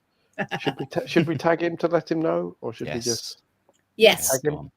Let him a speech. He'll love me even more then. Maybe you can send in a speech. Accept. Yeah, an example speech. There were some other nominations for Rianne Skinner and Natalia Arroyo, how they've turned their seasons around with their respective clubs. But we all kind of felt just Brian Sorensen for the whole season, for the past couple of seasons really. But yeah, for this whole season, it had to go to Brian. This is the clip we post tomorrow morning, because this is Team Chaos summed up. This is our clip. Exactly. It took a long time of rambling and other vaguely relevant football stories to get here, but we're here, and this is what we do best, isn't it? We shine a light on the underrated. Now then, we've also got underrated manager of the season for the women's championship, and again, there was only really one name that came up for this one, and Danny, I believe you were the first to mention this person as well. And this award goes to Durham's Adam Furness in this one. So congratulations to Adam. Danny, have you got a few words about why you in particular nominated Adam for this one? I think it's mainly for how well Durham fought in a league where they could easily have got lost. I think a lot of us probably predicted at the start of the season that they would be down at the bottom end of the table, just simply because of the power in the league that Kang brings, that Birmingham were going to come again, that the likes of Charlton, Newcastle coming into the league are obviously going to bring a lot of power. And then you've got the mainstays like your Sunderlands, your Southamptons, Bristol City coming down, who were always going to be quite competitive. For them to start the season the way they did, and then not only do that, but to hang on right to the very end. And they're only like 7 points, I think, off the top in the end, which for them, with the resources that they started the season with, I know they've got investment now, is a great achievement. And I think he just deserved a full mention for what he's done. But considering some of the teams that he's finished above, likes of Newcastle, Bristol City, Sunderland, Southampton, what an achievement that is to finish fourth. And he's put them in a really good position to kick on again. And his stock's only getting higher and higher. Yeah, no, 100%. Couldn't have said it better. And you're right. I think the season before we all kind of went, Durham needs to, because they had a bit of a fall off, didn't they, the season before? And we thought they might be in trouble. We thought, something doesn't happen. But really, the way they kicked on this season, and the main thing, like you said, was the fact they kept it. It wasn't just like we saw Brighton do or Spurs do in the WSL, have a really good run and then just kind of peter off towards the end. To keep fighting and playing a consistently good level of football throughout the season was really, really impressive. So yes, congratulations to Adam for our underrated manager of the Women's Championship this season. Moving on then, we've got iconic moment of the season from the Women's Super League. Now, we had a couple of different definitions of what iconic actually meant, because we had things from Everton women announcing Goodison Park was going to be their new home. Some people, I think it was Adam on Twitter, said Fallon Tullis-Joyce's double save against Manchester City, Ella Toon's Derby Day hat trick. I snuck in Villa beating Arsenal 5-2. Just these moments that you just don't get very often. But what we went for in the end as a pod was something much, much deeper than that. Now, there were two that really came to the forefront when we were thinking about this one. And it was the moment Kirsten Kasperai kissed her wristband with the colours of the trans flag after that horrendous announcement from the FA about trans women not being able to compete in women's football. That was a very, very close second because of what it meant to so many people in the footballing community. But actually, Danny, we're going to come back to you because it had to be this moment, didn't it? So yeah, we'll start with Danny, but of course, if anyone else wants to jump in, this was just the moment where we thought, it was such a, I don't have the words for it. It was such a huge moment, Danny, wasn't it? Yeah, it was. And it was after obviously she'd suffered more racist abuse from the sidelines. I think it was a home game, was it? When they lost to Arsenal, I think that she was suffering abuse, and this statement in itself, and I don't think it got picked up anywhere near as much as it should have done by the media straight away. They were almost felt like they were coerced into mentioning it. The gesture and the kind of quiet power of it spoke more words than anything me or anyone else could probably say about it. It was just when you think of iconic, you think that's the moment for me, because that what it meant from just a couple of seconds of a gesture and how powerful that is. The way it was not necessarily out there and not sort of look at me. It was, I'm doing this for me because of what it means to me, but also what it means to so many people watching this. And what more can you say about it, really? It was just a phenomenal moment of the season. Yeah. And again, what else could we have for this iconic moment? So our hearts always go out to Bunny Shaw and anyone facing any kind of abuse. And to the point where I've just had to ban someone in the chat for saying something absolutely ridiculous. And you just think that's not a place for that. We are a community that is accepting of everyone, apart from dickheads. And we are a safe and inclusive space, and we will fight to protect that from idiots like that. Now, moving on, iconic moment of the season for the Women's Championship. This one's a bit sillier.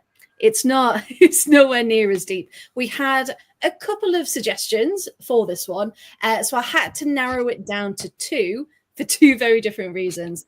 And what we went with were Portsmouth's first win of the season. And the trophy. Come on, gang. Because if we don't pick that one, she'll... Yes, Michelle. Win. We may not, actually. I feel like... We're not here next week, guys. You know what? It was just the way that she just went up in her full outfit and just like, that's mine.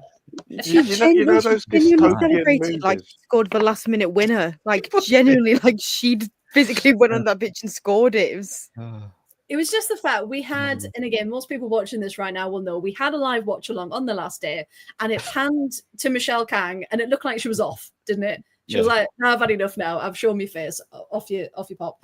And then suddenly she was on the sidelines. She had the trophy. She was presenting it, and then she was lifting it. She was like, so good. And she was saying to Kosovari Asllani, come on, I'll lift it with you. Like, I'm not letting go. This is mine. Remember who's paying you, Kossi. Yeah. So we had to that was iconic for a very different reason. But do we all remember, though, Portsmouth, the way they started and everyone went, oh, this isn't going to look good. They're going to be relegated by Christmas. Like, pretty much everyone had written off this team. And then they won. And it was against Sheffield, funnily enough. And it was the moment that really started their resurgence and their just the new rejuvenation of strength in this league. And I just thought that, for a very different reason, shows that you can never count anyone out. Never judge a team by their previous results, because you never know what's going to happen. But also why you should always cheer for the underdog, as it were, because you never know what's around the corner and what's going to happen. So yeah, massive congratulations for Portsmouth for staying up, of course, after lots of people had written them off.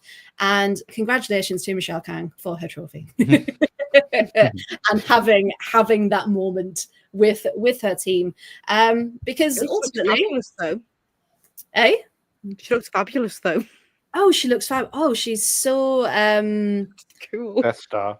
Just dripping in money. She's fantastic. What a woman indeed. And hey, the Lionesses. The Lionesses of England. It's just there's too many Lionesses. Pick a different animal. Just pick a different. Even if it was a panther. Even if it was. Call them the London City Cityettes or something. The London City Chaffinches. Yes. What There you else? go. London City badgers. The London City Cities, but spelt with a Y. That is, yeah. London's, oh, yeah. The London City Cities and stick an E on the end. Yeah. City Cities. So it looks like City Yes, but it's Cities. So I feel bad because there are people committed to London City who, you know, when, like Nessie, for example, who will react like when they released Shaney Boyce Lorca a couple of days after she scored the promotion-winning goal. Yeah, just as for Shaney, by the way. Indeed, justice for Shaney. It was. There's clearly good people there, but they're just surrounded by, you know, the way they do business is. There's a line between being a disruptor and being arrogant and just trying to buy everything. And Newcastle are just the right side of that line for all the ethical questions about their owners and stuff. The way they're running their women's team is just the right side of that line. Michelle Kang is, you know, just remember, I am a self-made woman and I could buy you. Like, I own all of you. I quite like London City Ravens. Can you do like the Tower of London, and you could have like you could make such a thing with that. If you wanted to, good suggestion. But yeah, it'll be the Ravens. It'll be the feminine. Ravens. The Ravens from the ends with a Z on the end. Yeah, so it's just it's straight because like what Birmingham City are doing and their funding and their investment, and that's kind of been a gradual build up, hasn't it? And you can see what they're putting in and they're investing in the right people, and it's you want teams like that to do well, don't you, for all that they do, but never mind. Right, shall we have a look at our underrated 11 for the championship and the WSL? This will be fun. Yeah. Now, I will just say we had so many suggestions online and in our group chat. I could have physically made about 4 different starting 11s. Okay. So don't hate me. All of which would have beaten Mark Skinner's Man United. We don't actually have that many United players in. So we're going to start with the championship. We'll talk through it, and then we can have a look at who else we actually wanted in, and people can jump in for other players. So we'll start with the championship. I tried to put players as best as I could in their preferred positions, but again, please don't shout at me if someone's out of position. Okay. No. So, that was a reaction. Right. So up top, we've got Elna Dill and Beth Lumsden. I know. We've then got now. I kind of cheated a little bit. So we had Beth Rowe and Rachel Rowe, both from Southampton. I wanted them both in. So they both wear the same kit. So let's just have Rowe/Rowe. Row your boat. Row your Southampton boat. We've got Molly Lambert, Beth Ebel, Katie Kitchen, Millie Mott, Emma Taylor, Bex Holloway, and Jodie Hutton in defence. And then, of course, we've got Adriana Franch in goal from Birmingham City. Now, Emma just realised it wasn't Katie Kitchen, by the way.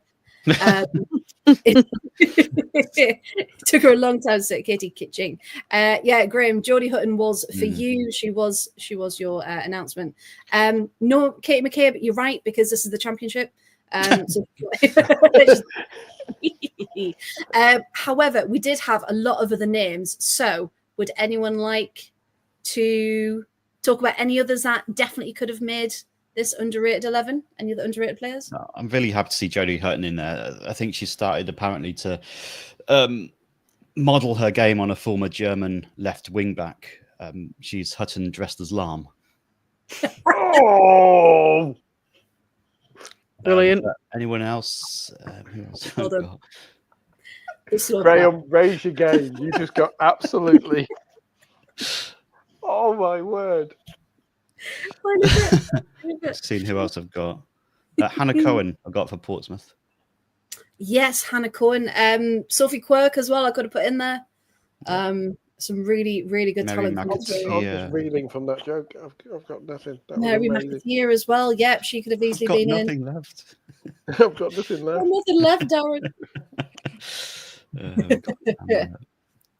I'm pleased Millie Mott got in because I think Millie Mott was pretty unanimous in our group chat. Yes.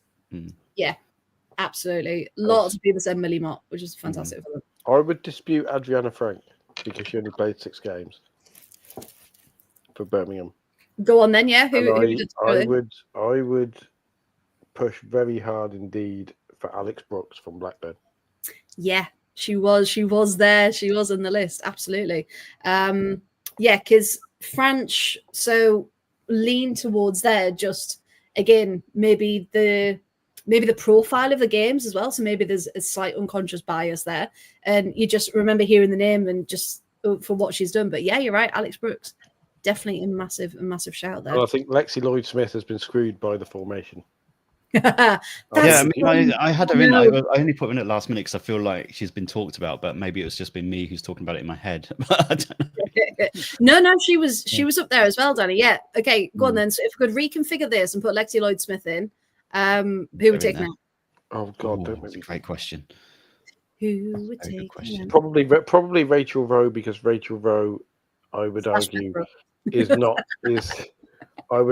not underrated because she's a well-known Welsh international, and anyone who watches the Welsh team knows how good she is. Okay. And she's also played for Reading in the Super League and got a lot of coverage when she did that. But who's talking about her now, though? This was my thinking. But is that because she's underrated, or is it because nobody talks about the Championship? Full stop. That's also a good point. Yeah. Okay. So, Rachel, we love you, but we're going to take you out slightly. And then we're putting Lexi Lloyd-Smith in. Yeah. Bex Holloway is a great shout, by the way. Yeah. Because the two Rebeccas, you could have picked either one from Birmingham, but Bex Holloway is a really good shout because she was superb for Lewis and never really got any sort of mention. Prayers for it. Yeah. I agree. But yeah, so are we happy? It's very hard in the attack because there's the likes of Farrah Crumpton, who's the other one I had on the list? Maria Ferrugia, Ellie Brazil, who all could have been in there. Yeah. I think, Danny, the 11 you sent to me, I think 10 of them were attacking players. Yes, they were, yeah. I also think Satara Murray individually. Yes, another good shout, yeah. But also because she's an absolute unit and a force of nature. Yeah. And when she played, and remembering her when she played for Bristol City in their promotion season, she was incredible. Yeah. Yeah. And perhaps playing for Sheffield United this season again, people just kind of forgot she existed. Yeah. And again, it's that exposure, isn't it? Which is why we want to do things like this, to make sure people are getting the praise for what they do. Yeah. And Beth Rowe. I will always shout for Beth Rowe. And I'll fish for a place for her in the team. Because she is such a good wing back. Like, she just season after season, she just motors up and down, just like Millie Mott does. You could switch Millie Mott for Beth Rowe, and easily you'd have exactly the same team. But I think Millie Mott wins because she was unanimous. And you cannot argue with Millie Mott being in the team if you watch the Championship. So exactly, yeah, it was so hard, so hard to do. But yeah, so anyone else? Any final shouts? You'd have to have a team of 16, wouldn't you? Yeah. So in fact, for World Sevens, we could just take the whole 30 players and then just keep rotating and keep going. So I think World Sevens would suit us quite nicely in the Championship. I think it highlights again when we're talking about Championship underrated 11. We were firing names left, right, and centre. For this one, it was almost easier to do this, and that's probably the point, isn't it? Of underrated team, because not many people are watching and talking about the Championship, and they need to be, because it's a great league. It's the best league in the world. best league in the world. So if you are watching this right now, but you don't watch the Championship, WSL2, some people might call it, but we won't. You need to start watching from next season. It really, really is the best league in the world. Now, are we ready for the WSL Underrated 11? Yes. This also could cause a few moments. Chloe may need a moment. Oh no! Oh, no, you can't. you've not. Tell me you've. Surely not. I only did the will of the people. Okay? The will. Wow. Okay. Will of the people. Is anyone else already staring at the goalie? Yes. Yeah, I'm scared. What have you done? That's evil. She That teased it. was Oh my evil. god, the terror, the horror, the cheek, the nerve, the audacity, the gall, and the gumption. You know what, mate? Can we just clip that, Sam? Like Drag Race. That could just be a reaction. The cheek, the goal, the audacity, the nerve, the gumption. Just play that whenever something happens. Like a thunder bastard is just Chloe going, the cheek, the goal, the audacity, the nerve, the gumption. The cheek, the nerve, goal. the audacity, the gall, and the gumption. Now for this one, again, I tried to get kits as best as I could, but it was really, really hard. But yeah, so Chloe, the moment was there's another player who you've been rooting for. That unfortunately, Yeah, what's that about, bruv? Bestie. Tripping blood. Tripping blood. So if we have a look through at who made it, again, this came from online, it came from us, it came from a lot of different sources. So yeah, are there anyone you would take out, swap, not have in there? I think Will there's you vote at for anyone least else? one player in there who has made it in there because of her fan base. Voting. Go on then. Miyazawa. Okay. I don't think Hini Miyazawa is underrated because Man United fans never shut up about her, and whenever Man United play, as soon as she was placed in that deep midfield role, everyone was like, "Oh yeah, Miyazawa quietly doing the job in the same way Yui Hasegawa does." Okay. Yeah, I will take that. I do have to admit, Both. I cheated a bit on this as well and just put home guard because both. I thought I put, because I could only pick one because I thought Karen was a midfielder, so I picked Sarah. Well, I had to look back. So I was looking at Sarah, I was looking at Karen, and I was looking at, do you go on goals? Do you look at assists? Do you look at minutes? Do you look at, involved? Like, how do you pick it apart? And Chloe, we were struggling, weren't we? Yeah. Looking at these two. But then I looked, in one game, we had a left back and a right back. The twins were both in defence. So because they can technically both drop back deeper, then I just put home guard. I should have put a little squared next to it. But we have to have both home guard twins in there. Natalie Bjorn, arguably. Last season, yeah, absolutely. Okay. But now she plays for Chelsea.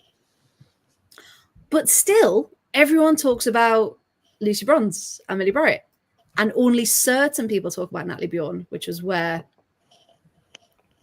I mean, she is world class.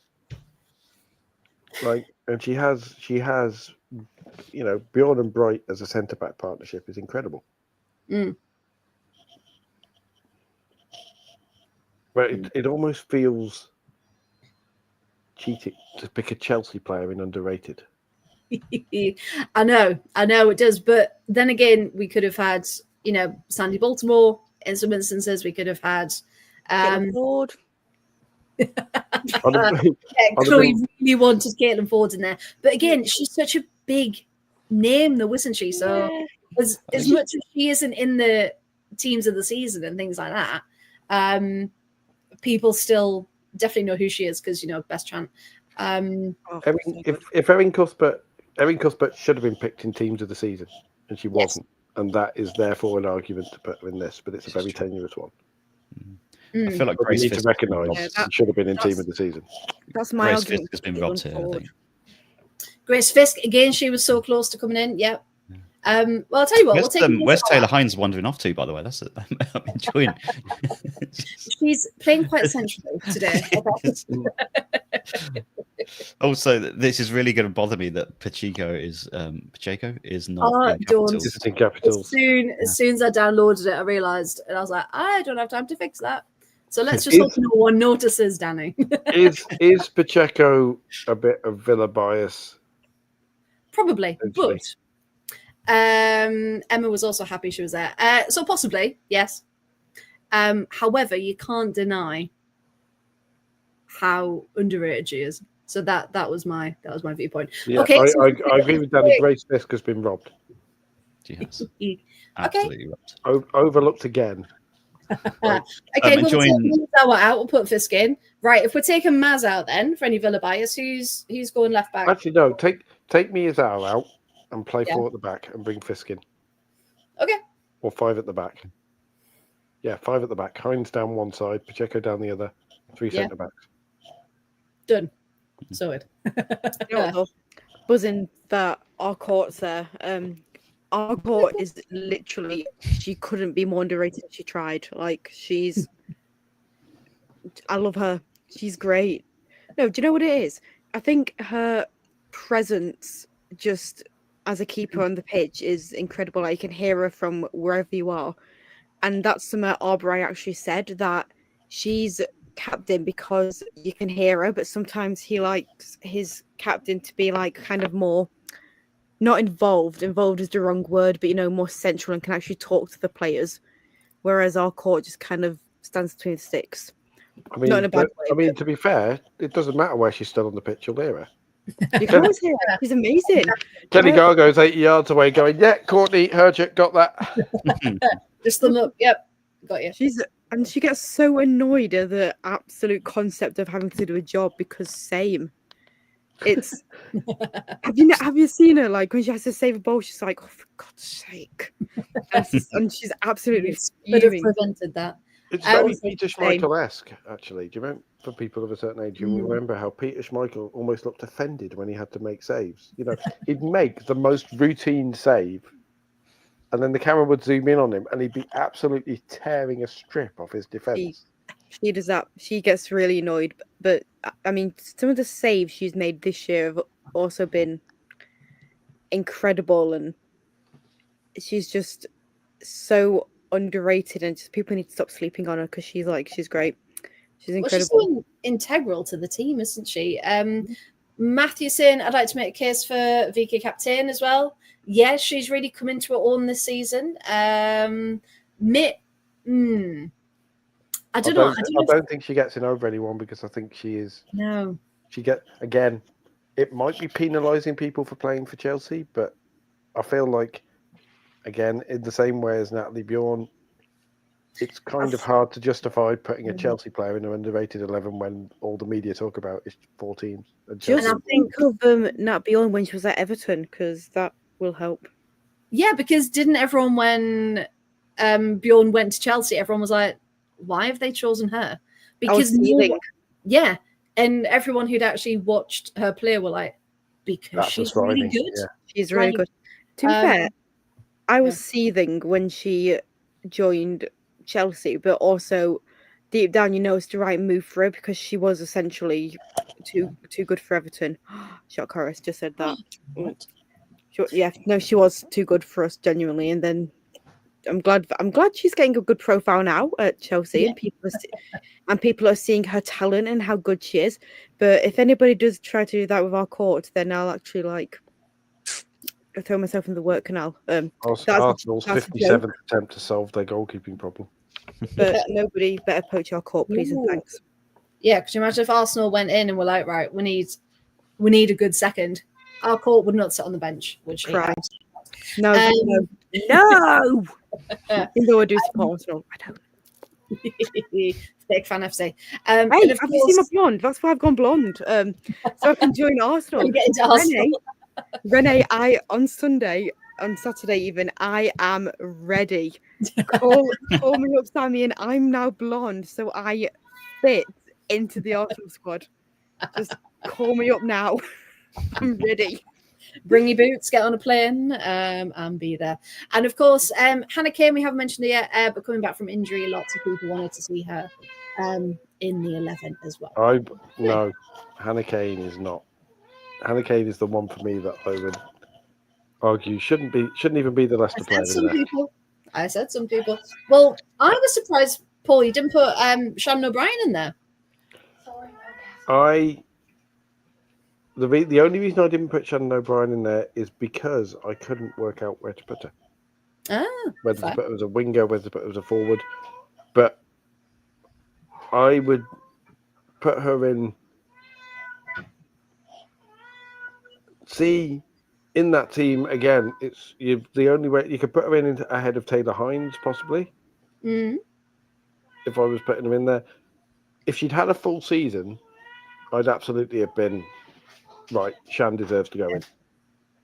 And that's the hard thing, isn't it? When players have had like a good second half of the season or a good first half, and then injury or whatever's played a part of it, and you're thinking, okay, well, if we're looking at the whole thing, and that was kind of where I justified it, because I was like, yeah, Shan is an amazing player and will have an amazing season next season. Yeah. But if you take out the Coventry bias, can I justify including her over Taylor Hines or Maz Pacheco? That's a very good point. And of course, Nancy is very opinionated. Yes. I feel like Annabelle Blanchard is probably the only one in there who's underrated by her own manager. Crystal Palace fans. Oof. Yes, because they were calling for it to come on, weren't they? It baffles me. The season she had last season and how much we spoke about her last season. Yeah. How little she played, especially under Leaf, didn't get in at all. Which when you fight a relegation battle, you want someone like that. Yeah, you want your best players on and not keeping them on the bench out of spite, which was horrendous. I hope Annabelle Blanchard gets a move this summer to a WSL team.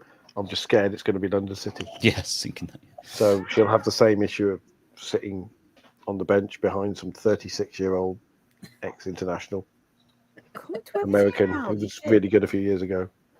Okay, so if she doesn't go to London City, then where do you think she's going to fit in? Because you're right, she should be playing WSL football. Everton. Yes. Okay. Spurs. Maybe Spurs would be good, but imagine an Everton midfield of Hanoka Hayashi. Oh yes, please. Behind Annabelle and Hanoka Hayashi and Aurora Galley behind Annabelle Blanchard. Oh, that would be good. I had Hayashi, I think, in mine. Yes, you did, didn't you? Again, Hayashi was a name mentioned as well. And again, so many players trying to shoehorn them into some sort of formation. But yeah, fantastic. And again, comes for as well, so she fits that kind of young feel that Sorensen's going for. Yeah. Oh, it's on. Brian, go on. Just get on the phone. Annabelle Blanchard is in blue. Working again. Not through social media though, because we've seen fines come in for that. Yes. I'm immensely pleased by the way that Viviana Say got picked. Because she is an incredible player. She is 100%. It sounds really silly to say a French international who regularly plays for France is underrated in the WSL. Doesn't get a mention, usually. And again, it's that bias of don't play for the top teams and it's just West Ham. But actually, look at how many goal involvements she's been involved in. Funny enough. And yeah, what a player, and needs to be talked about. Absolutely. I do think the more I think about it, though, Annabelle Blanchard in that Everton team, feeding Kelly Gargo with the through balls, because Blanchard's whole thing is the killer pass, and just if she's being fed by Hayashi and Aurora Galley, and then you've got Imma Gabaro or Kelly Gargo or whoever else in front of her, Everton could do big things. They could. We're winning the league, boys. So Brian, if the Lulu strikes again, but no. And then next season it'll be great because all the like Sky WSL or whatever will be. Why is Brian Sorensen so good? What's he doing? Yeah, Where has he come from? Where have Everton There'll come be the from? articles. Who is Brian Sorensen? And we'll be like, No, gang, do you know what it actually will be? It'll be all the media outlets at Goodison Park every week, and it'll be like, well, do you not remember me when I was sat there on my own every week? Like, Yeah, exactly. where were all you last season Where were you? when I was Where were you when we were shit? Imagine Chloe in the press room just giving it the full. You're not allowed. Where were you guys when last season when it was freezing cold at Spurs and it was only me there? Brian was sick of me then because I was the only one there. Like, hi, me again, just me. Where were you when we were awful? Chloe just there at the front of the press room going, Nick Nat probably won't give it up. Oh, you've seen the toffees. Off home. Oh, genuinely, I'll be, the smugness I will feel then will be like, well, you weren't here last year and we were awful, but everyone's here now. We're good. No, Just lock the door. Standing Get in in there front and of lock the it. room, just like, Imagine when the counter press people have turned up there and just call yourselves talking about journalists. Honestly. Nice of you to arrive. Yeah. 3 years 10 too late. seasons too late. What is this? Or when we get a really, really big name, like I was joking, but I'm not joking, earlier that Katie McCabe's contract is up next year, and there is a video that I took of her chatting to our court and our Bri, and it looks like they're forming a recruitment circle. It's a really funny. It's a really funny video, and I was like, "Oh my god, Katie McCabe!" Can you imagine Here the we head loss? go. Big Imagine name. the head loss of Arsenal fans. Kate I mean, McCabe to Everton. I think Would I'd literally die. Would you be okay at that press conference? Would you just be like? And we have questions, and the first one is from Chloe, who appears to be a puddle on the front row. I would literally combust. I mean, I'm fully joking. I'm not. The land of Delulu is where I currently live. No, it did fully look like a recruitment circle, and Courtney and Katie are like besties. Just could happen. Land Maybe of it was- Delulu. Maybe it's the other way around. See, when we get a big name Danny, signing, you mischievous individual there. Oh, you got the look Got there. a look. didn't you? Sorry. The glasses coming out no, again. we'll get a big name signing, and then everyone will turn up, and we'll be like, well, Usually look who's here. I told you. Right then, just seeing the time because hey, it was only one game this week. We'll be quick. So, one last thing we've got to talk about. Of course, this weekend, after the World Sevens is finished, of course, it is the Champions League final between Arsenal and Barcelona. Just a lot of people didn't expect this duo to be there in the final. However, Arsenal again were on good form. Well, Champions League good form. And what do we think? So just really, really quickly, and then we can all go to bed. Chloe, how are you feeling about this weekend? Predictions? You know what? I think it's going to be a good game. So, You'd hope so. As a neutral, I say neutral. I've been branded at work and also a women's fan. I'm not. You say what you will. I mean, it's fair. I'm just not going to deny allegations anymore. No, Arsenal are fully going into it as underdogs. Like nobody expects them to, do anything. Win. Oh, Emma, yeah. Big fan FC. That's me. When I score the last minute winner. Yeah. No, Arsenal are fully going into it as underdogs, and so I'd like them to win because of that, and also support the English teams. Woo. But I'm just here for a nice day out. I just really hope it's Like Gary Barlow. Do you know I saw Ollie Mills open for take that last year? It was so it was a sentence you never thought you'd hear me say. No, I just hope it's a good game, and I just hope both teams have fun. Football's the winner. I just hope both teams lose.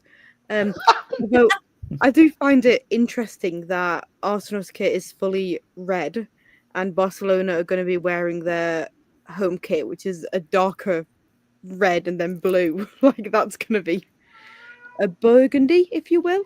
I do think Barcelona might just win, though. I think they might actually just clinch it, but yeah, I don't know. I just hope it's a good game. Hope it's just fun. They'll just clinch it by the 5 or so goals, judging by the Arsenal defence. Yeah, maybe 10. Who knows? I do apologise. I've just been distracted. A video's just popped up from the World Sevens, and I don't know when they've recorded this. I think it's after everyone's gone home. But it's the yellow card we talked about earlier, where Tuva Hansen blew a kiss at her. They've shot this thing of the ref going to the monitor and blowing a whistle and going, no go. And then I think it's Hansen giving her the yellow card back. Put the yellow card on the ref. I have no idea what's happening. Incredible. That's have you seen the Sidemen's football match where I don't know who it is, but he shreds the yellow card? No reverse. It was Can I just say, by the way, as well, anyone who thinks we get near the knuckle in terms of some of our jokes, watch the Sidemen commentary. I don't think I want to. Because that guy, there are jokes, and even I'm sat there going, can you really even say that in Can you public? get away with saying that? No, and of course Matthew says the real dilemma is which side are the traditional Arsenal fans going to cheer for? Exactly, you can't cheer for both. Danny, how are you feeling ahead of this weekend? I'm all right.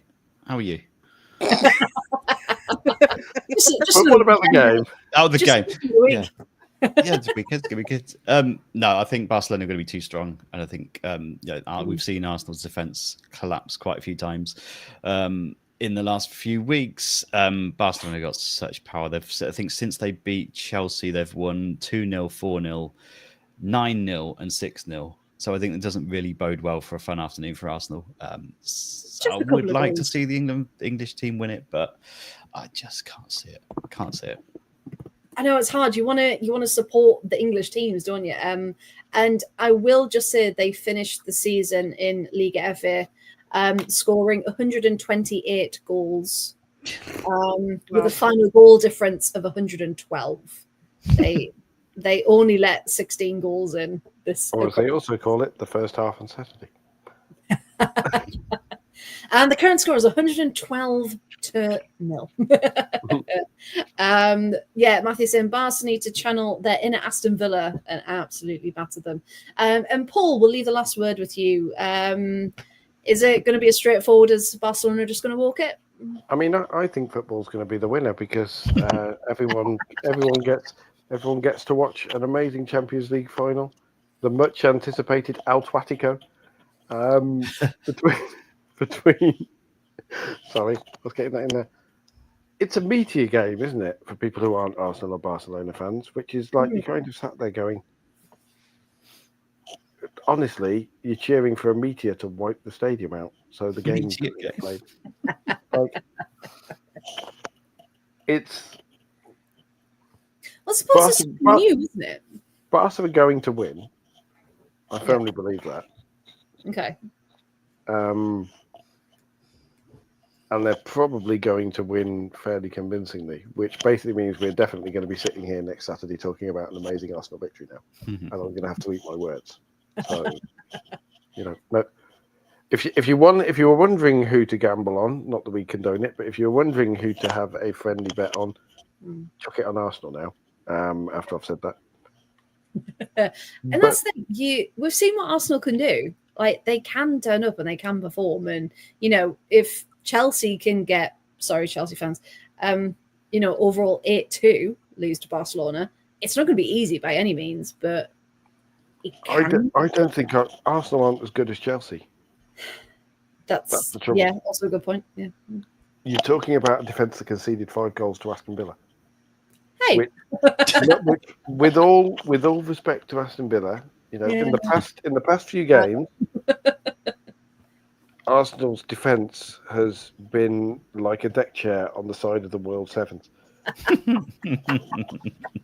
And it will probably fold as easily against the combined pressure of Barca's attack. I mean, imagine being Eva Payor looking at Manu Zinsberger in goal and going, if I just put it in the general direction of the net. Some form. I've got to Well, get some apparently Van Domselaar has been resting for this final. So, in which case, if she puts it in, she might have to put it in the general direction of the net twice to score once.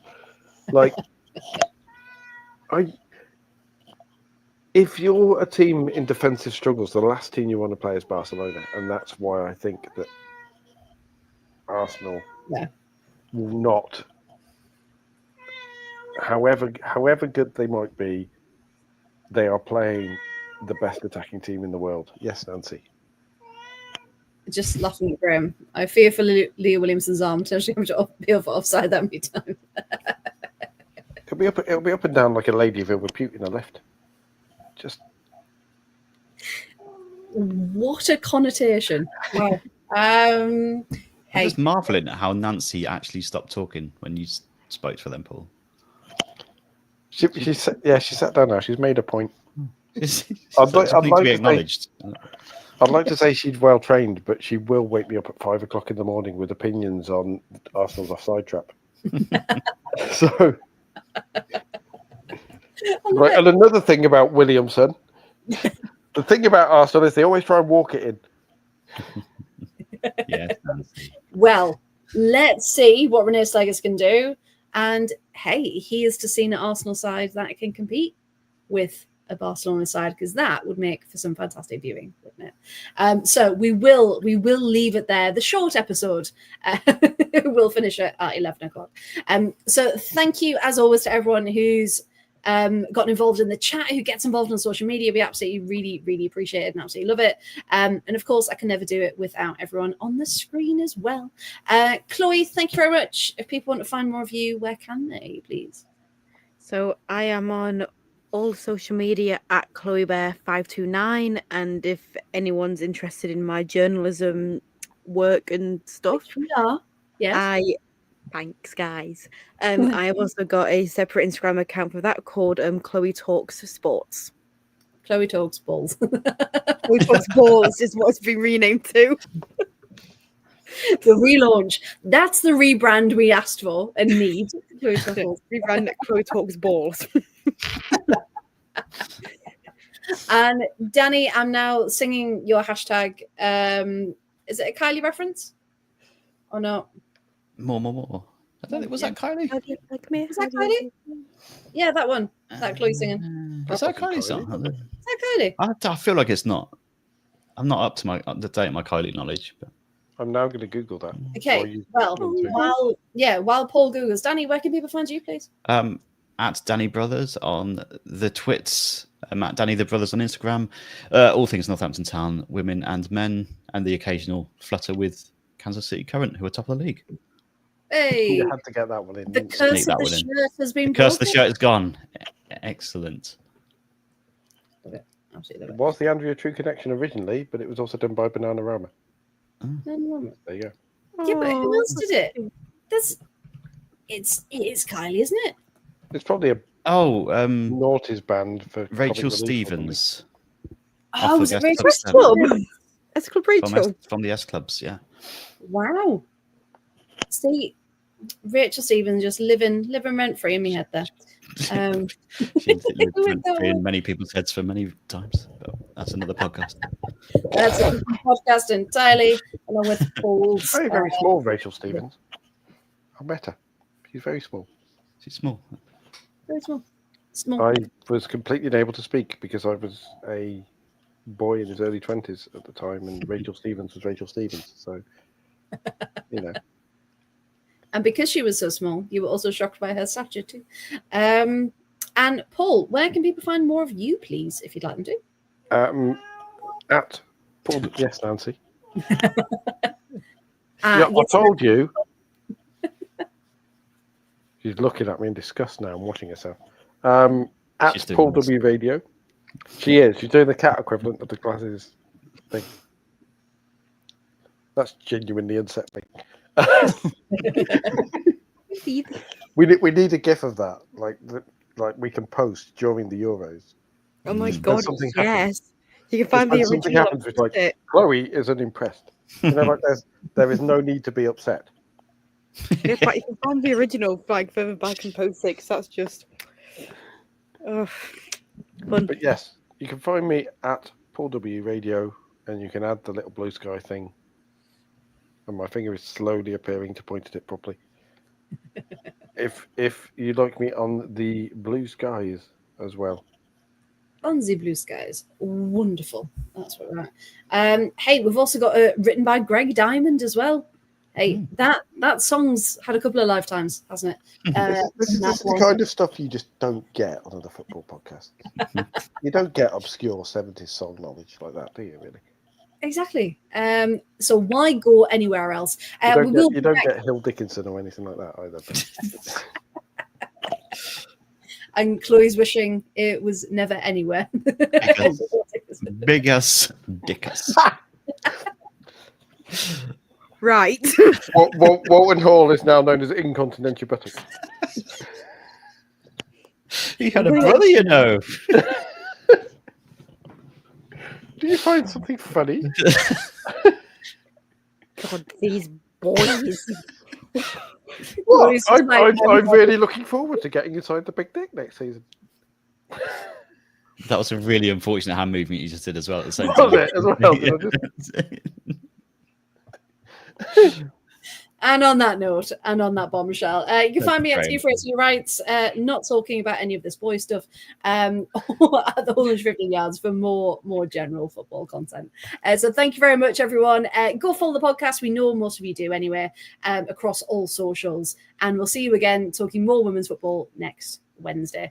So good evening. Thank you and good night. Good night. Good night.